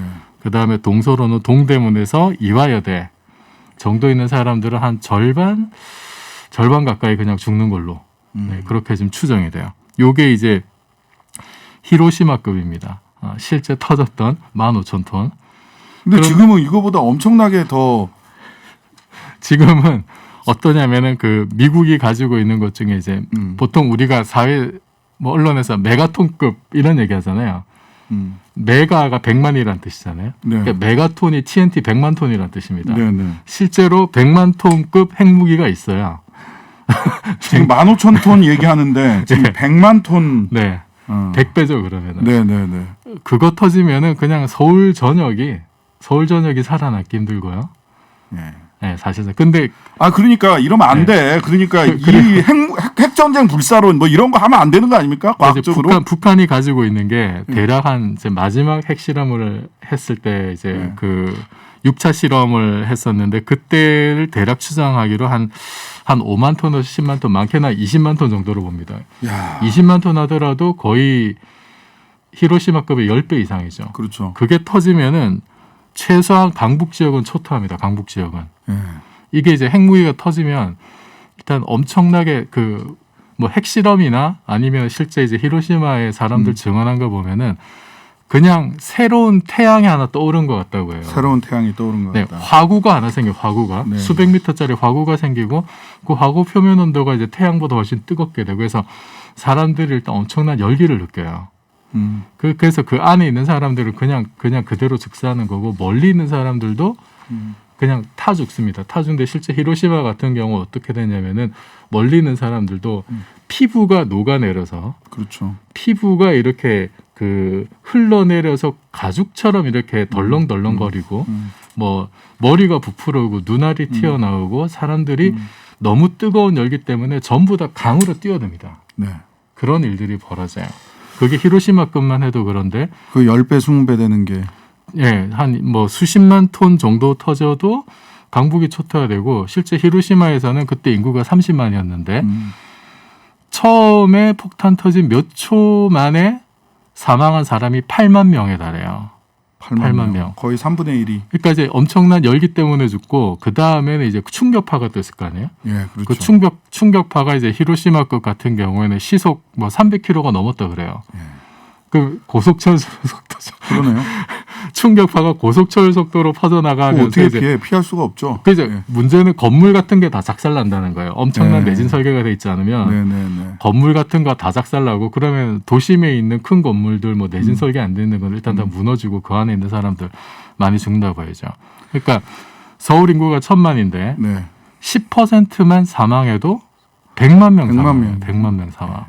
그러면 이제 그 핵전쟁을 불사한다라고 주장을 할 때는 어떤 생각을 해야 되냐면은 우리가 100만 명 서울 시민 최소 100만 명을 희생시켜서 뭔가 얻을 만한 고귀한 가치가 있느냐 이 고민을 해야 되는 거죠. 없습니다. 없죠. 없습니다. 제 생각에 100만 명은 이건 우리가 감당할 수 있는 숫자가 아니에요. 그리고 히로시마 같은 경우에는 그 물론 옛날엔 그때 이제 목조 건물이 많아가지고 뭐 불에 쉽게 타게 됐습니다만 전소한 건물이 10만 채가 넘어요. 그리고 모든 도시 기반 시설이 다 파괴됩니다. 뭐 병원, 뭐 소방서 이런 게 깡그리 다 날아가요. 그러니까 그 도시 자체로 복구가 안 됩니다. 그러니까 지금 말씀하신 대로라면 핵전쟁 불사론이란 얘기는 100만을 희생해서라도 그 지켜야 될 고귀한 그 무엇이 있느냐라는 질문에 답할 수 있어야 나올 수 있는 얘기네요. 플러스에서 수도 서울의 모든 도시 기반이 최소 절반 이상은 날아간다고 봐야죠. 그 수도권의 도시 기반 절반이 날아가는 것에도 불구하고 지켜야 될 가치가 뭐냐, 우리가 추구해야 될 가치가 있느냐를 이제 판단을 해보시라는 거죠. 그거는 정치하는 사람들이 영역이거든요. 그러니까 근데 적어도 핵전쟁 불사론을 이야기하시는 분들은 적어도 나는 대한민국 수도 서울의 도시 기반이 다 망가지고 100만 명이 희생된다고 하더라도 나는 지켜야 될 이런 가치가 있기 때문에 핵전쟁 불사해 라는 얘기를 해야지 그냥 핵전쟁 불사론 얘기하시는 분들 말은 믿지 마세요. 그거는 과학을 모르는 발언입니다. 그러니까 이제 그 뒷감당을 자기는 안 지겠다는 거죠. 그러면은 사실 뒷감당은 가장 힘없는 사람이 질 가능성이 많잖아요. 네, 그렇죠. 그러니까 솔직해져야 된다는 거예요. 옛날에도 왜 어느 언론인이 신문에다가 3일만 참자 전쟁하고 그래요. 그런 그런 얘기 있었습니다. 그러면은 그분은 과연 이제 그런 계산을 했을까라는 이제 의문이 좀 드는 거죠. 안 했다고 봅니다. 못 했다고 봅니다. 예. 자, 다음 시간엔 오늘 말씀의 핵심은 이겁니다. 핵전쟁 불사론을 말씀하시는 정치인들께서는 인구 100만 수도권 도시기반 전체를 다 맞바꿀 만한 가치가 무엇인지, 그러고도 핵전쟁을 해야 될 만한 그 가치가 무엇인지를 말씀하셔야 된다. 최소한 그 정도 피해가 있다는 건 알고 말씀하셔야 된다라는 말씀 정리해 보겠습니다. 자, 다음 시간에는 어떤 내용들 벌써 끝난 건가요? 예, 시간 다 됐어요. 금방 갔어. 예. 다음에는 그러면은 뭐 핵무기 원리라든지 이제 핵무기가 졌던 맨하튼 프로젝트, 그래도 재미난 얘기도 많거든요. 네네. 뭐 그거랑 이제 핵발전소 에너지 전반에서 얘기를 해야 될 텐데 네. 뭐 1시간에 끝날지 모르겠네요. 1시간이요? 아니 한 타임 안에. 한 타임 안에. 네. 예, 정치인들이 꼭 새겨드려야 될 과학 코너를 꼭 만들어 주시기 바랍니다. 대통령을 위한 과학 이종필 교수였습니다. 감사합니다. 고맙습니다. 네, 앞서 미니 인터뷰에서요, 아프간 난민 문제에 대해 이야기 나눴는데요. 4923님, 이일 변호사님, 난민을 대하는 자세에 대해 아주 쉽게 설명해 주시네요. 반에 전학 온 친구처럼 대해라. 새겨 듣겠습니다. 안나님을 포함해서 여러 청취자분들께서 작가 김은 선생님과의 대담 잘 들었습니다. 라고 인사해 주셨고요. 작가님 건강하시길 바랍니다. 라고 응원해 주셨습니다. 네, 감사합니다. 자, 오늘은 이렇게 신장개업 개업 첫날이었습니다. 예, 단골손님이 있어야 이게 날로 번창할 수 있을 텐데요. 우리 꼭 오늘 들으신 분들, 그리고 곁에 계신 많은 분들, 저희 신장식의 신장개업 단골 손님이 돼주시리라 믿습니다. 날마다 새로운 퇴근길 시사 맛집 신장개업, 내일 11시 11분에 다시 오겠습니다. 감사합니다.